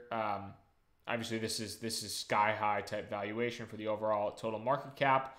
But if we pull that back to 1 month, the month of August was crazy positive for basically all cryptocurrency. I mean, market cap went from being worth about 100 million or 100 billion all the way up to 180 billion dollars, and then we pulled back from down to like 137 up to 150. Could a greater pullback come through? It's possible for sure, but I think if you're investing in solid cryptocurrency that you feel positive in moving forward, then yeah, it's not a terrible time to to invest by any means. Somebody mentioned, will I sell my Civic? There's a certain point in time where I'm going to look to diversify, but for right now, I'm just looking to ride it out. I think it's not reached its full potential from a valuation standpoint, so I'm positive on Civic. I'm going to hold on to Civic for the time being. I might regret that in the near future, and I'm already down from the all-time highs. Probably lost I've lost thousands of dollars from the all-time highs, but it is what it is. So certainly check into that. The next five mentions where am I based out of? I'm based out of New York City area. So live, work in the New York City area, so around there. Work with a Fortune 500 company that's based out of the Bay Area, though. So work for a pretty large Fortune 500 company in tech sales, enterprise tech sales.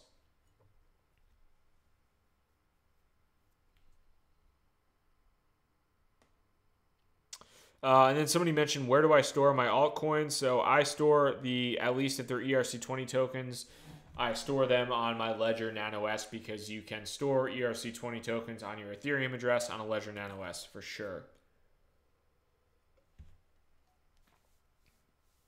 Ryan mentions, what are my best anti-FOMO tips? So, I mean, the biggest thing too is, I mean, let's see how cheesy we can get right now. Let's see.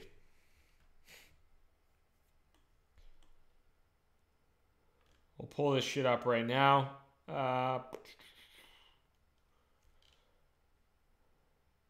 So if you want to learn, honestly, about, let's see here, I don't know if I get it.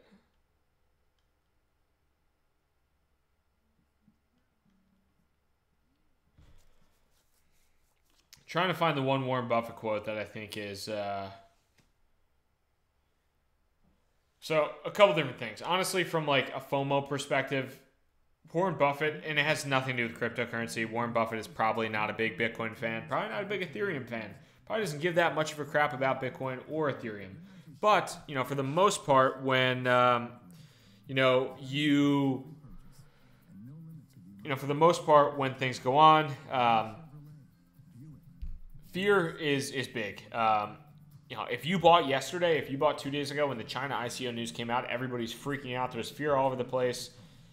Warren Buffett says, fear is your friend as an investor. You get bargain purchases. Look at yesterday. Look at 2 days ago. I don't want to say Warren Buffett is the Oracle of Omaha because he's the Oracle of Omaha, but fear is your best friend. Everybody's freaking out right around here. China bans the ICOs, red candle, all the way down to 280 something, and then to 270 something. And now you're back up to 329. If you pulled that off, you bought at the bottom, and you 20-something% gain. I mean, that's pretty legit in and of itself. I mean, even basically just understanding the psychology of a lot of what's going on within this space is really, really important. I believe, I believe as well. So I think, quite frankly, studying somebody, I mean, it sounds, kind of sounds a little bit stupid, but studying somebody like a Warren Buffett that is a traditional investor in the marketplace is an interesting thing to, is an interesting thing to look into. The saying buy when others are fearful, or, basically buy when others are fearful, sell when others are greedy. The variation of that theme, I think, is essentially what cryptocurrency is all about. But it's, you also need to know, if you want to trade, you also need to know when to sell, which is important.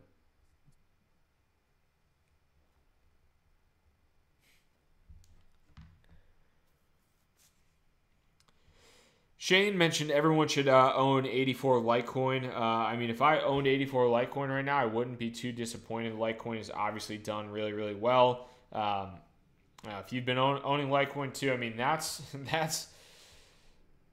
Litecoin's rise in, I'll just pull it up for the hell of it. Litecoin's rise since, what do we got here? Since March. If you held Litecoin since March, you are now at a 2,000% profit, which is unbelievable in and of itself. Litecoin was trading, if you guys remember, Litecoin was trading at $4 back in March and April. It was trading as low as sub $20 pretty recently. And a lot of people are calling on Litecoin to do great things, and it has done really good things recently. So if you've been owning Litecoin, and good on you to see that moving forward, and hopefully you've been holding with that as well.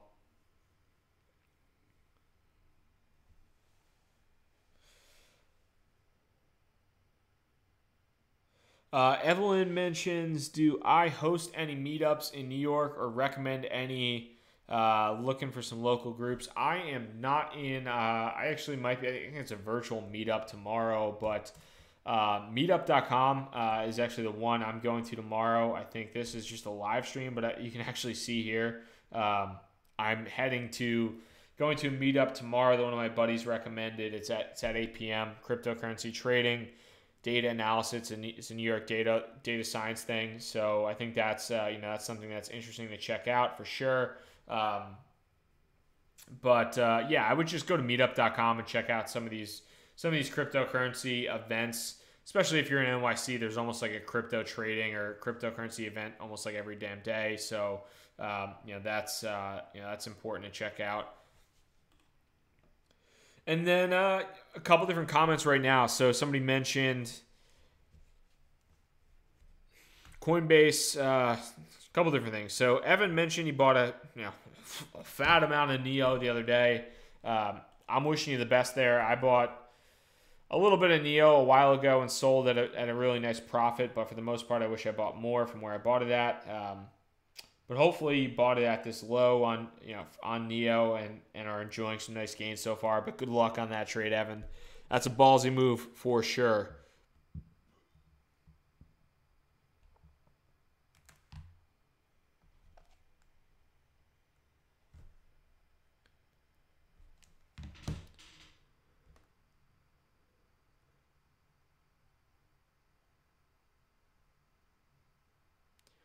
And as far as things go too, guys, if you are new to the channel as well, definitely hit the subscribe button. Coming up on like 10 coming up on almost 10,000 subscribers, which is pretty nuts. I think in like less than a month. So hopefully you guys are like enjoying the type of content here too. And I'm thinking about putting together a nice video for tomorrow. If you have any thoughts on the video topic for tomorrow and what you'd like to see on the video topic for tomorrow, I would love to hear your comments, and I'll try to incorporate them in the video topic for tomorrow's recorded video. I'm going to try and put something together. Or if there's anything else from a recorded video perspective that you'd really like to see, please let me know, and I will definitely try to enact that into what I put forward for tomorrow. But like I said, again, if you are new here, hit the subscribe button, hit the like button on any of the videos. Just helps me to get this out as much as possible and just produce as much content for you guys as I really humanly can. And so a couple different guys are mentioning basically instant buys on Coinbase versus basically instant buys on Coinbase versus GDAX, and having some, wishing you had more money in GDAX or, Coinbase.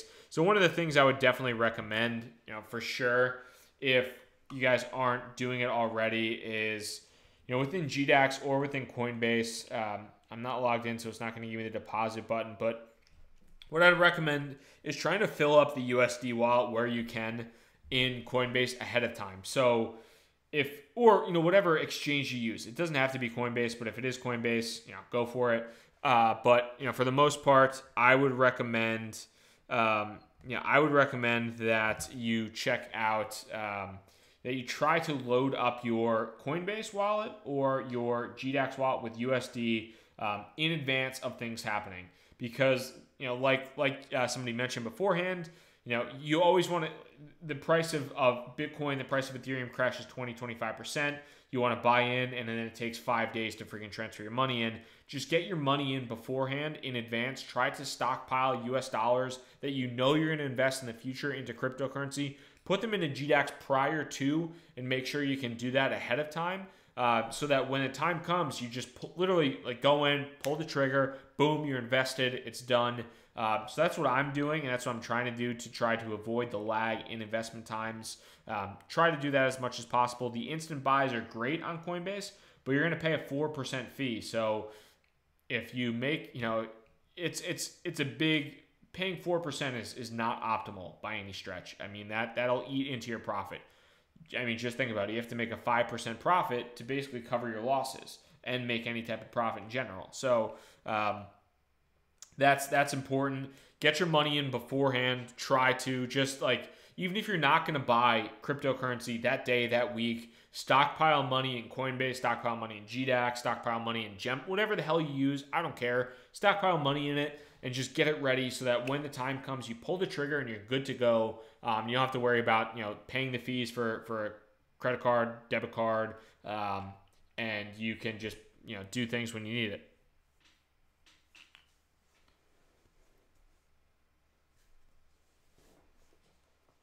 So Kevin mentioned dollar cost averaging, and that is something I'm huge on.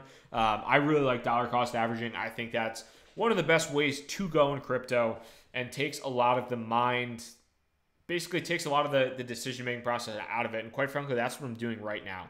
So I'm dollar cost averaging in cryptocurrency. I buy on the first of it, I think it's the first of every month and the 15th of every month. I buy cryptocurrency. I buy Bitcoin, I buy Ethereum, I stockpile Bitcoin, I stockpile Ethereum, and then I move that.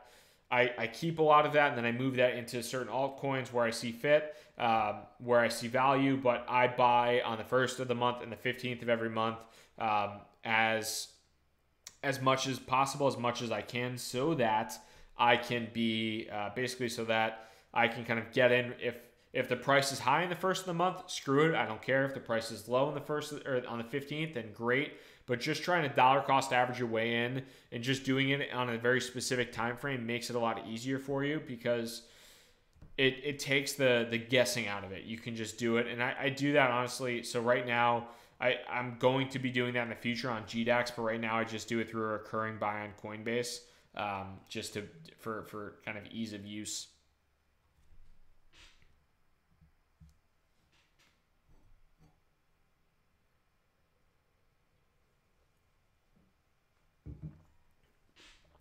Just drinking this beer. So Ajax mentioned why not just buy low? Because I mean, what I mentioned about dollar cost averaging and why not just buy low is I'm not able to actually tell the lows. I mean, for the most part, like, yeah, I can tell, in the past. I mean, I'm looking at these 6-hour charts right now. Obviously, this was the low. Obviously, we're still kind of in the lows right now. But when Ethereum takes a 25% dip on the overall charts, I mean, that's a damn low. And I'd be silly not to say it's not. Neo right now, this is a, for the most part, this is Neo's chart is a low. But it's difficult to time that, which is kind of why I dollar cost average, honestly, because I am not always one to say like, I'm an expert and I'm going to figure out the exact price of this. I'd rather try to dollar cost average my way in, so I don't have to try and just stress myself out. I have a lot of money in this space, but at the same time, like, there's also like the stress aspect of it, where I try to be try to just take the stress out of it.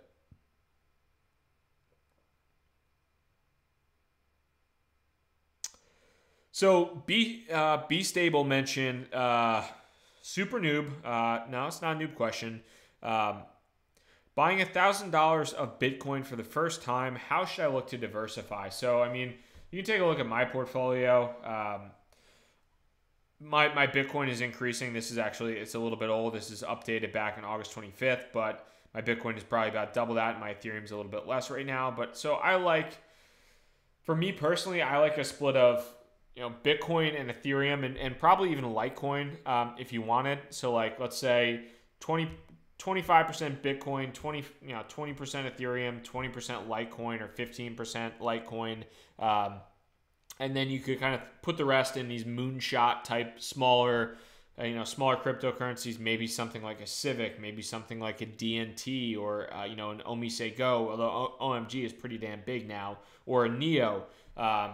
You don't have to put it all $1,000 in Bitcoin. You can kind of split that up a little bit, to where you see fit and where hopefully that works well for you.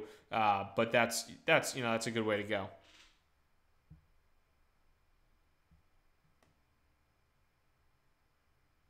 Shane, you nailed it.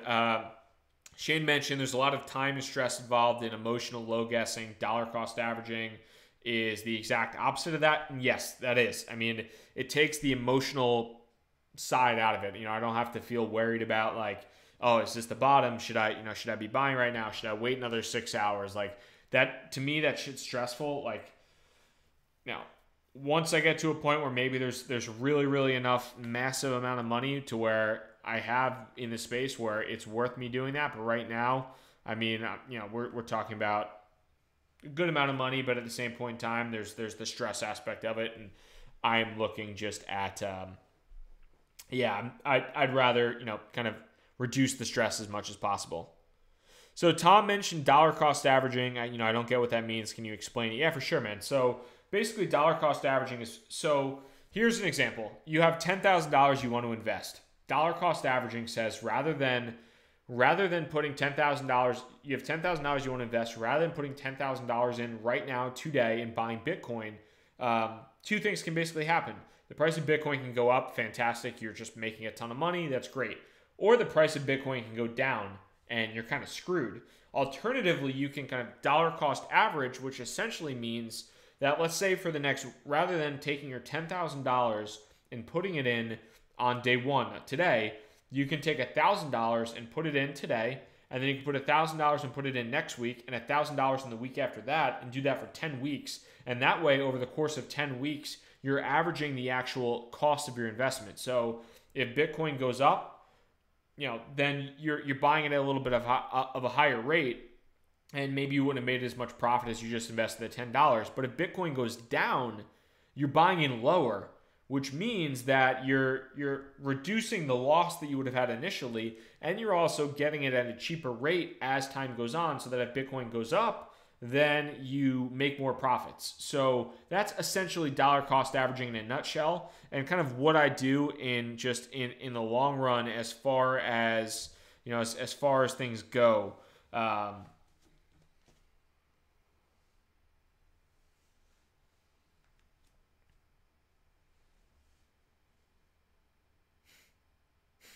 So Eric mentioned not being able to hear what I said about mining and which coins to start with. I would mention just hop on over to like just Google mining profitability comparison, and there's going to be a couple different websites. Like Crypto Compare is one that I think I used to use, and basically it will tell you, like, depending upon how much mining power you have, it'll tell you how profitable you will be per day.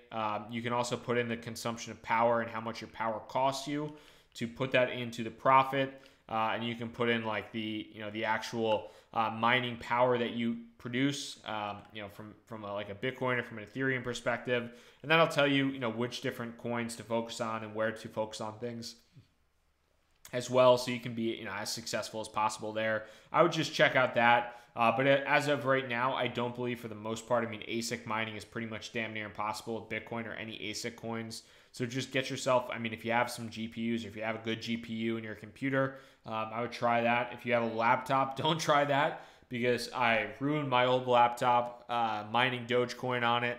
Not a good look. It still like sounds like a freaking hummingbird right next to me when it's starting up. I'm using one laptop and I'm using my old laptop to look at the YouTube comments. So that's that. Don't use a laptop. It's bad news. Josh mentioned, can you send GDAX or Bitcoin to GDAX, or do you send it to Coinbase? You can send it to either. You can do either. It's no biggie there at all.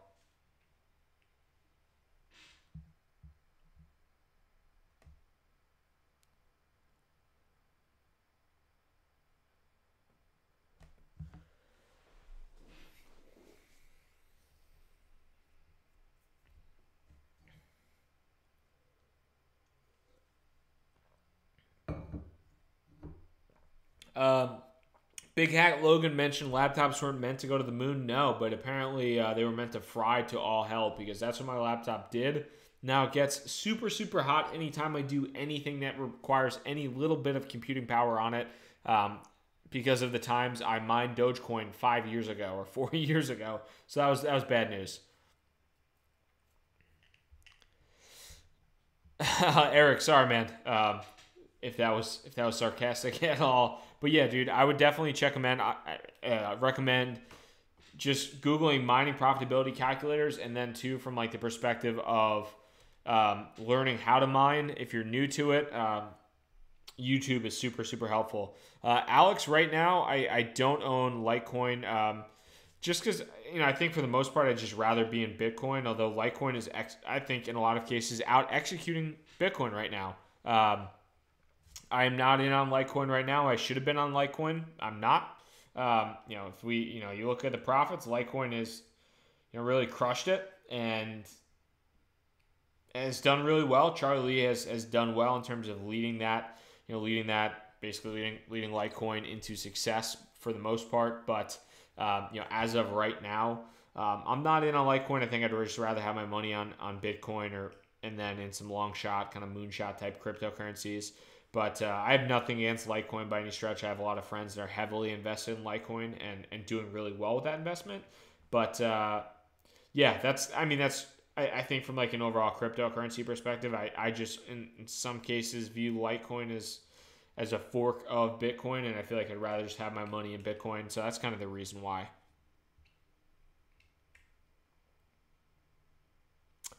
Just to mention, where do I buy altcoins? Bittrex is where I buy altcoins, and I use both the Ethereum market and the Bitcoin market. It just kind of depends on what I have.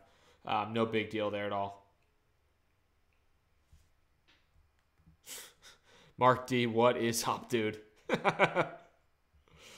Take that 12 inches elsewhere.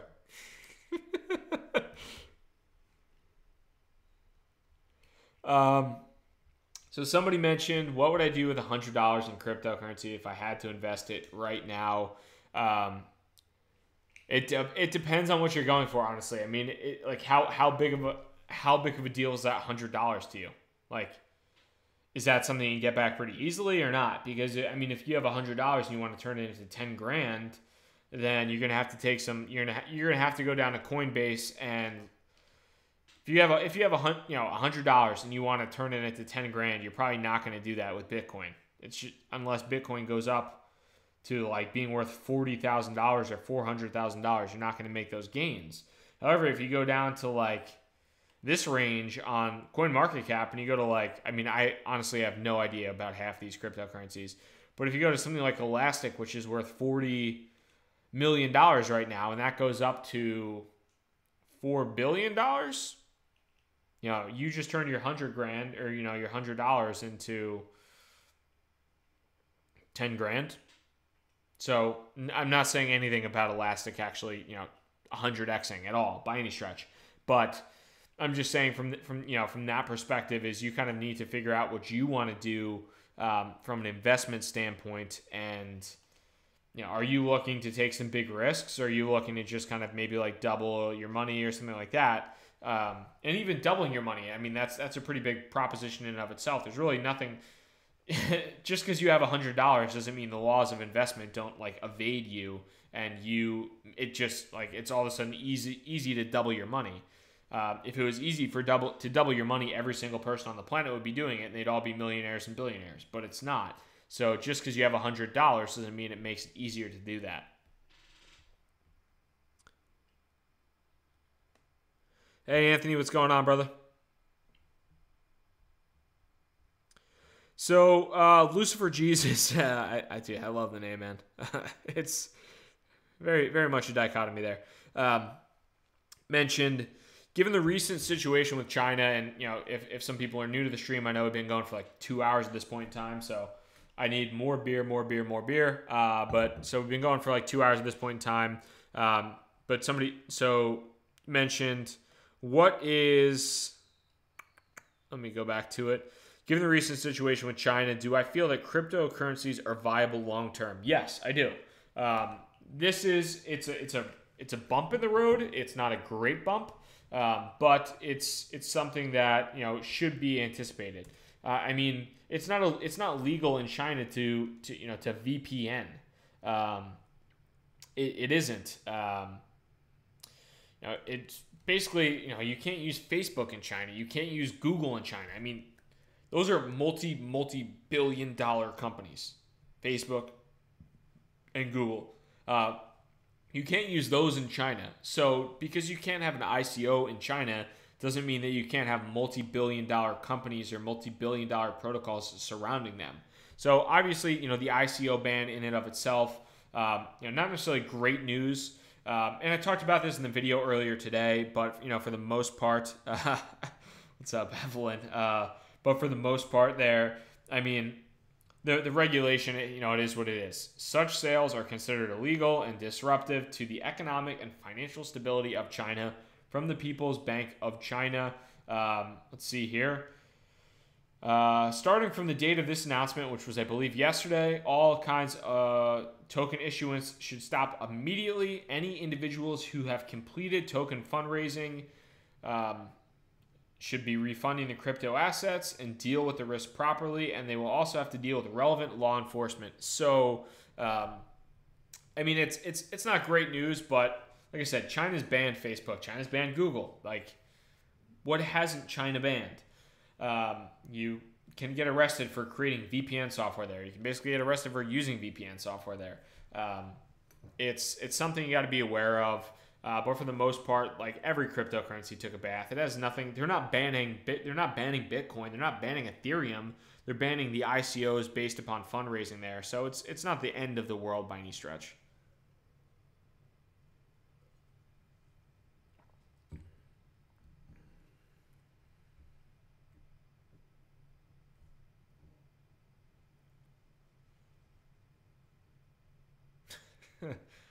Austin Fernandez, congratulations, brother, on your Steam. So, I mean, Denexify mentioned kind of the professional FUD and a lot of what's going on with the financial publication. So, I mean, I don't necessarily think everything is FUD. And this is just me personally speaking, and somebody that kind of like, I'm a little bit of a tech nerd. I like read up on, outside of crypto, I read up on a lot of the startups that are going on and everything like that, and in the marketplace, and just generally speaking. And just because like a publication, whether it's Forbes or I don't know, Time Magazine or whoever posts something, doesn't necessarily mean it's fun. I mean, there's a lot of TechCrunch, all these places, all these websites. It's you basically their purpose of being a website is to get clicks. And when cryptocurrencies drop 20-25% and they post an article on it, they're going to get clicks because they know there's basically two sets of people. There's the people that hate cryptocurrencies and think it's tulip mania and think that I'm going to lose every dollar I've ever invested in cryptocurrency because I'm an idiot and they're fairy dust and it's fake money. And there's the people like, probably me and you who think that like cryptocurrency is here to stay. It's a good long-term investment. There's technology that's changing the world, changing the way we do things. It's positive overall. So I don't necessarily think it's FUD, and I think it's something that you should take, quite frankly, with a grain of salt in a lot of respects. So FUD means fear, uncertainty, and doubt if you're not unfamiliar with it. But there's always going to be hit pieces on cryptocurrency. But I mean, the one thing I will say too is that like even if there's something that's rumored, and I mean this is a lesson honestly I learned a little bit too. But so when the rumor of Chinese regulation came out here, so I'll pop in my YouTube video. I'll pop in just, let me see if I can just pull it up. So the rumor of Chinese regulation was coming out let's see here. So the rumor of Chinese regulations was coming out, and China was considering an ICO suspension. Neo crashed, and here was the actual, let's see here. I'll see if I can pull up the actual Cointelegraph. This was a couple days ago. Let's see, August 29th. So close to a week ago at this point in time, China was considering an ICO suspension. It was honestly one of the few videos I've gotten a decent amount of like dislikes in the video. But so this article came out, China considering ICO suspension, echoes regulator treatment of exchanges. This is the article from a week ago. China's People Bank, the PBOC, is considering a blanket ban on ICOs if lawmakers find a large risk to consumers. So I came out, I made that video and basically said, China's considering an ICO suspension. They're considering a ban. Be aware, if this happens with Neo, or other cryptocurrencies as well, it's going to be an issue. And people are like, yo, this is FUD, this is FUD, this is FUD. Why are you FUDding? And I was just like, I'm just talking about what this article says, and I think it's important. So that ended up happening. The People Bank of China did actually, they weren't just considering a blanket ban of ICOs. They did do a blanket ban of ICOs. So, in some cases I've learned that just because you don't necessarily want to hear the news doesn't mean that, and you don't like the news, doesn't mean it's FUD. In all cases, sometimes it's legit news. You just got to kind of like remove the goggles of like what's going on and be like, all right,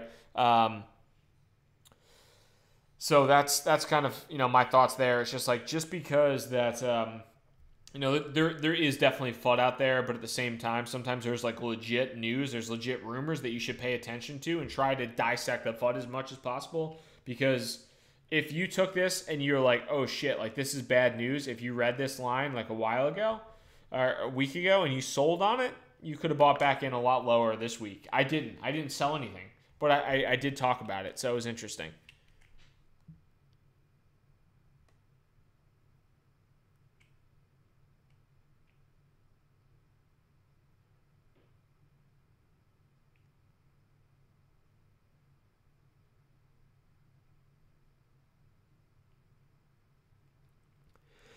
Yeah, and Dinexify mentioned so too. So there's one, I don't know if it was the same thing, but there was a Forbes article that I saw too. And honestly, Forbes is kind of a shitty website in a lot of cases. Like they have a lot of guest contributors, or they have like basically people that are not like actually full-time authors. Where I don't remember the name of it, but this guy was, somebody has no fucking clue about cryptocurrency when their like main argument is tulips and like the tulip mania from fucking 300 years ago. Like, that's the type of shit that it's like, yeah, congratulations. You can bring up a study from Tulip Mania from 300 years ago. But, we have this thing called the computer now, and things are a little bit different than they were when flowers were traded. And flowers died in 2 weeks, and Tulip Mania lasted like however long, and cryptocurrency's been around for 7, 8, 9 years. So, I mean, some of those articles, like you read those articles and you're like, Jesus, like, are you... And this guy was, I think, honestly, this guy had a freaking Harvard MBA too. And it's like, I mean, it was a Harvard MBA from like 1980. So congrats on being a dinosaur. So we'll see. And like Austin said, yes, anybody can basically write for Forbes.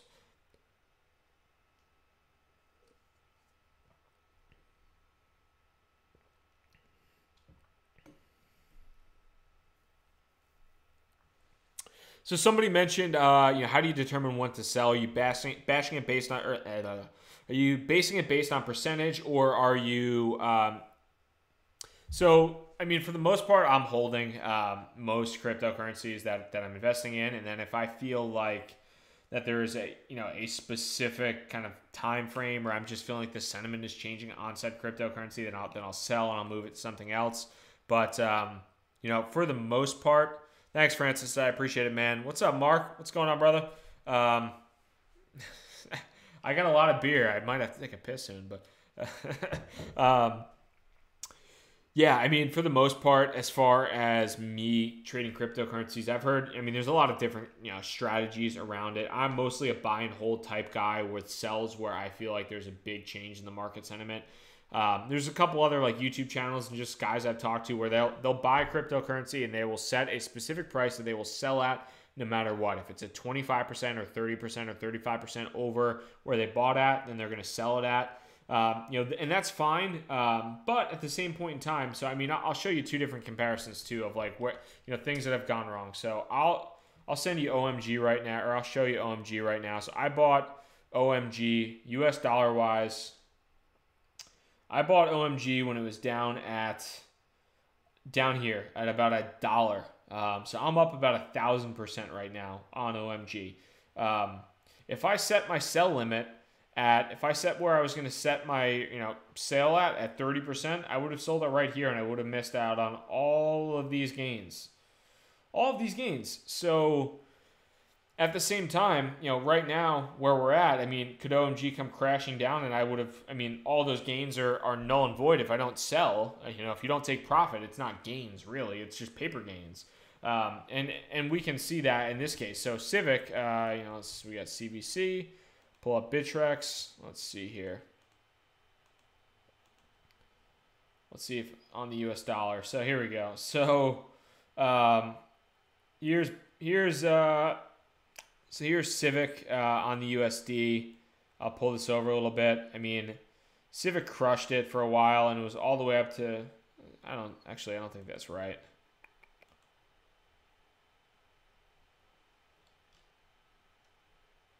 So there's a point in time where Civic really just crushed it on it was kind of doing nothing for a long time. It was at like 15, 18 cents for a while and then shot all the way up to like 80 cents. And I didn't sell it. I could have sold it. I bought Civic. I believe the ICO price was 10 cents. So I was already at 40%. So I was just kind of hanging out down here. And I could have made 800% profit. I didn't sell. I held. And now we're down to being worth about 40 cents. So 43 something cents. So that's kind of the downside of not selling is like, oh, wow, I just could have made 600, 800% profit, put that into something else and flip that into more profit. But I didn't do that, and I've held on, but I'm still at 400% profit. So, I mean, what kind of asshole complains about 400% profit? Who knows?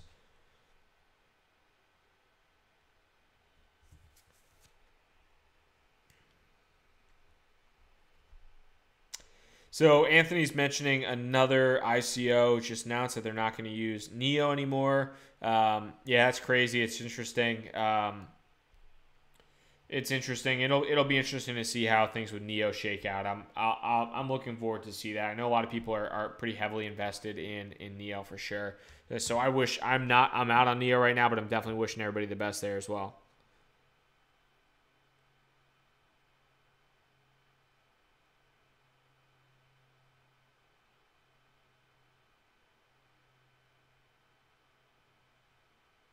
Just trying to read these comments right now. Sorry about that. And Anthony, I don't know exactly why you can't post a link. Sorry about that. I don't know if I could change those settings or what.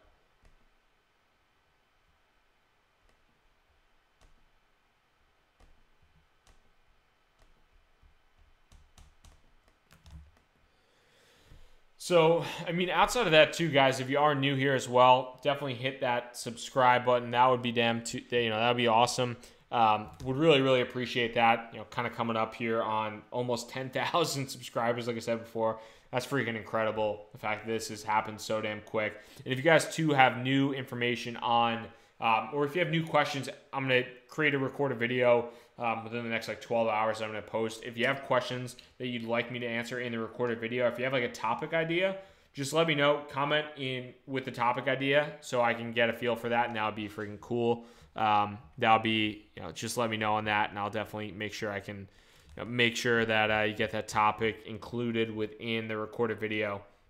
So crypto supply, again, thanks, dude. I appreciate the kind of super chat donations there. Those are pretty cool. So thanks for the $5, man. I'll put that into Bitcoin or Ethereum. I don't know which one yet, whenever Google pays me out. But crypto supply, I mentioned, too young for the dot-com boom, survived through the housing boom. Where are we in this boom? Still early adopters. Thanks for the money, money for more beer. Thank you. I'm running somewhat low on this one. I might need more beer in the near future here, but I'm gonna keep rolling for the time being. I think we are right now.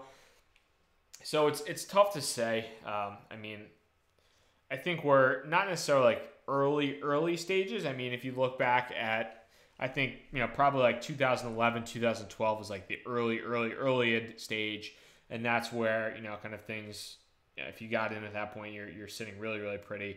But I do think we're still earlier than the majority of people on the planet, from a cryptocurrency investment perspective and from just understanding this technology. I think blockchain is here to stay. I mean, you have big companies. You have companies like Microsoft. You have companies like you have Microsoft, you have Oracle, you have IBM, you have these massive companies putting money in cryptocurrency, putting money in blockchain. You have venture capital companies putting money in blockchain startups and cryptocurrency. You have companies like Founders Fund and Peter Thiel putting money in things like Ripple and whatever. There are big companies out there that are investing in cryptocurrency, investing in blockchain in the long run, and I think the pace of innovation is going to continue. And I do believe that as long as the talent continues to move into the space, that's going to be a positive move for sure. Tom mentioned, do we have to pay the IRS?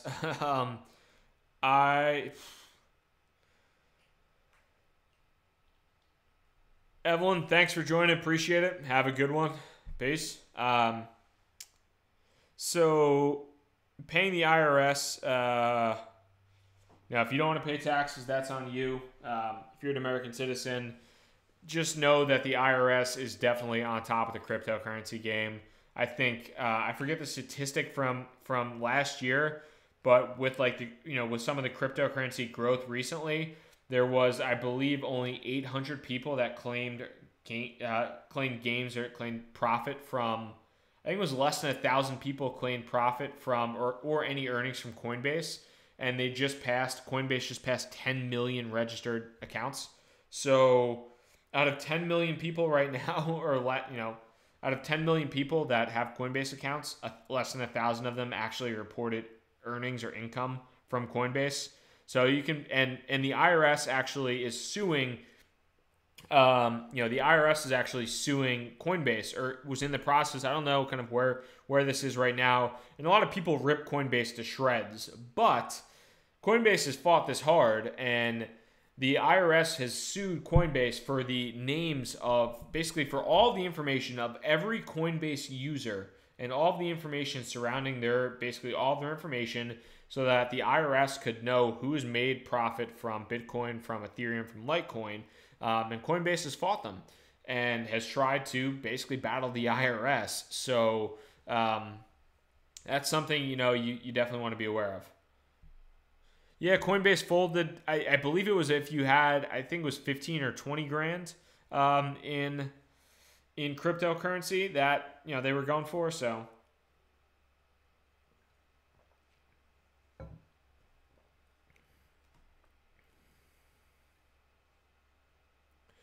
Yeah, out of everything, I think that there's going to be a pretty big demand, honestly, this year, especially if these gains keep up or if these gains hold. There's going to be a big demand this year for tax accounts that know what the hell Bitcoin and Ethereum and cryptocurrencies are. So, yeah, at the Nixify, I would talk to your accountant and just figure that shit out because I'm not an accountant, but I'm definitely going to leverage an accountant because I've made a lot of gains this year, and if those gains hold up, then I don't want to get an audit from the IRS, and especially now that this is on YouTube, IRS, I'm going to pay my taxes. I'm Gucci, I promise.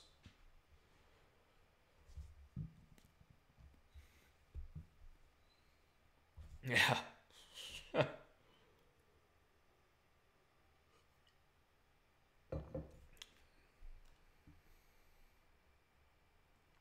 Tom, good luck, man. I'm not gonna fault you if you do you, brother, do you. So Sasan mentioned what are my 3 top coins right now to buy. What are my 3 top coins to buy? And I mean, I think honestly it might have changed a little bit over the past. Potentially changed a little bit over the past kind of couple hours, but OMG, I liked OMG a lot when it crashed down recently and is now it's recovering a little bit. It was pushing $12 and it's now consolidating a little bit below, but I liked OMG a lot after the crash, so I really didn't think it had that much to do with the crash. So OMG is one that I think is interesting and I think still has a potential to run up quite a bit. So OMG is one of my top coins. I think Ethereum, while the overall news of ETH isn't great, for the most part, for the most part, the China ICO ban isn't great news for Ethereum. I still think that it's going to break above $400 with Metropolis, with Raiden, with all these technical advancements that are being put into place. I'm positive on Ethereum. I think it's going to have another run left in it. That's one of my top choices. Ethereum is definitely one of those that I'm positive on, outside of OMG. And then outside of that, I'm trying to determine a privacy coin that I'm really excited about, that I think would be a good fit for basically to kind of be the privacy coin and to kind of rule the privacy coins. Monero might be it. Monero's trading at a really nice discount right now, but we'll certainly see there.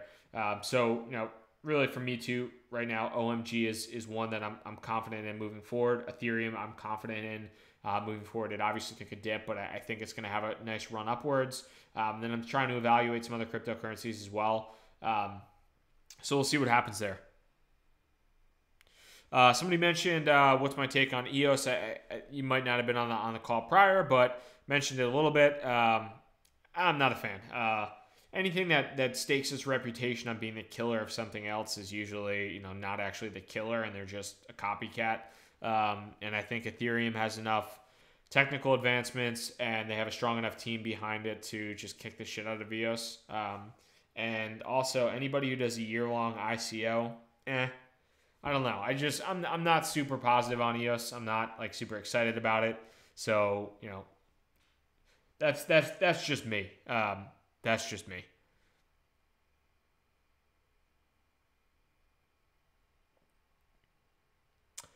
Yeah, I'm kind of on the same boat, Anthony. Kind of on the same boat. 100% life savings going to Doge, Brad. I'm out on Doge now, but Doge is what we got in. Doge is what me. I need more beer. Doge is what got me into cryptocurrency. So that is, that's kind of what what I'm looking at. I know EOS isn't necessarily a copycat by any means. Their transactions per second looking good, but if Ethereum can hit their goals with Metropolis and with Raiden, then their transactions per second are going to go through the roof. And quite frankly, who really cares about transactions per second if nobody is transacting on the network? So unless EOS can prove to me that people are transacting on the network and gains mainstream adoption to garner a multi-million-dollar market capitalization, then I'm not super interested right now. I mean, that's just me personally. I'm not I'm not big on companies that are doing these multi-$100 million ICOs. I don't think you need hundreds of $1 million to run an ICO, and I don't think you need hundreds of millions of dollars to start up a company. And I think you could start up small. And if EOS did that and had a hard capped ICO and didn't take a year to gain as much money from people and suck as much ETH out of the space as possible, I think it would have been fine. But they're doing this whole kind of convoluted ICO, so I'm just not super excited about that.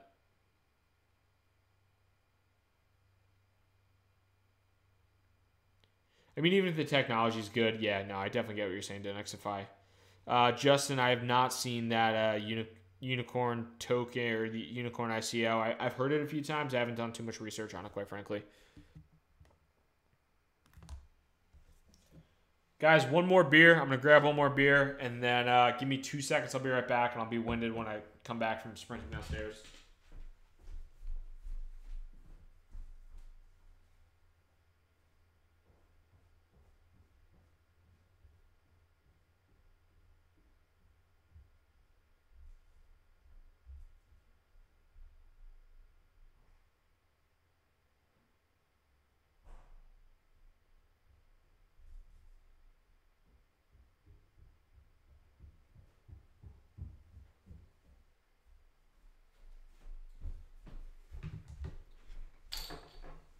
And we're back and we're live.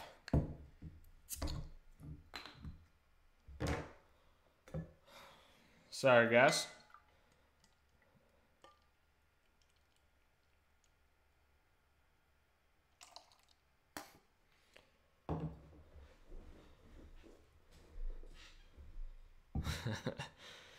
Austin mentioned OMG, oh my god, I'm rich. Shit, I wish I invested more in the ICO, or not in the ICO. I didn't get any ICO. But I only put a couple $100 in, less than $1,000, but a couple $100 in to OMG, and that's worth like thousands and thousands of dollars now because it's gone up 10x. So sucks I didn't put in more, and I put in ICO. I put in money on stupid things before by certainly dumb cryptocurrencies. So that looked like motor oil. That's because it was, man. It's porter beer. So I'm just trying to. It's dark, rich, and sexy according to the label. Just like me, dark, rich, and sexy.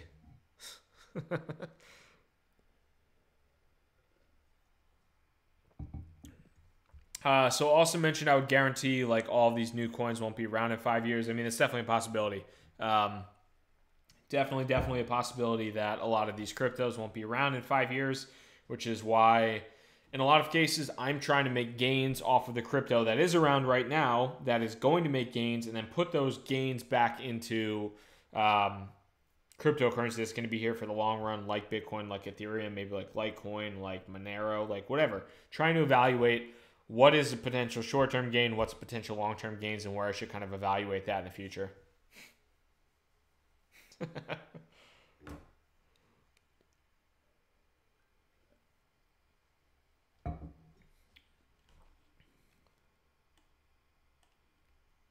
Let's see. Somebody mentioned take a look at Nexus. So let's see if I can do that.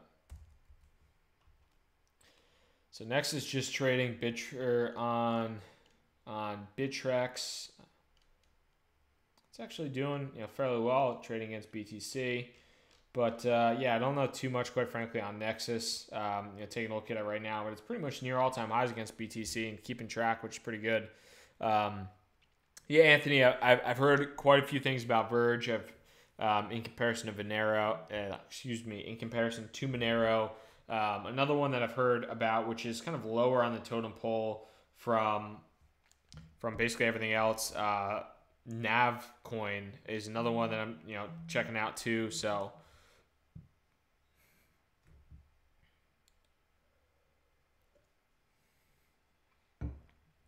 Austin mentioned if you have $1,000, you better put it into coins under $4.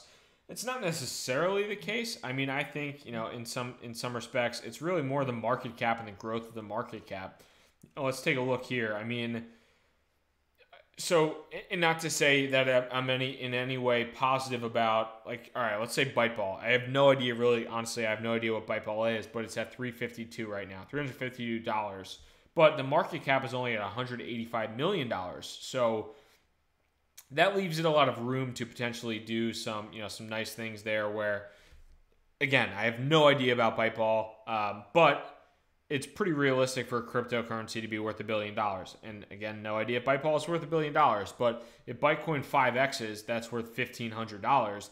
That doesn't necessarily mean that I'm not, I'm still getting 5X gains, but it's more of the price per token as well as the market supply. I mean, there's only 526,000 byte. I don't even know if they G bytes. So I think that's more of the issue as well there.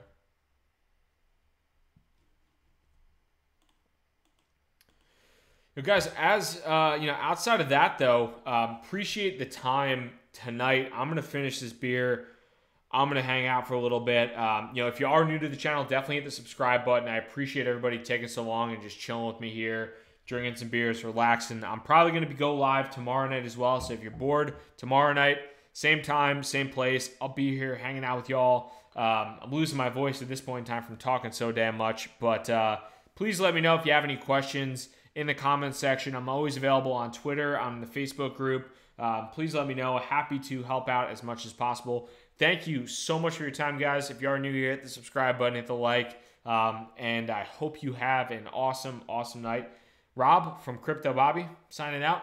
Peace, guys.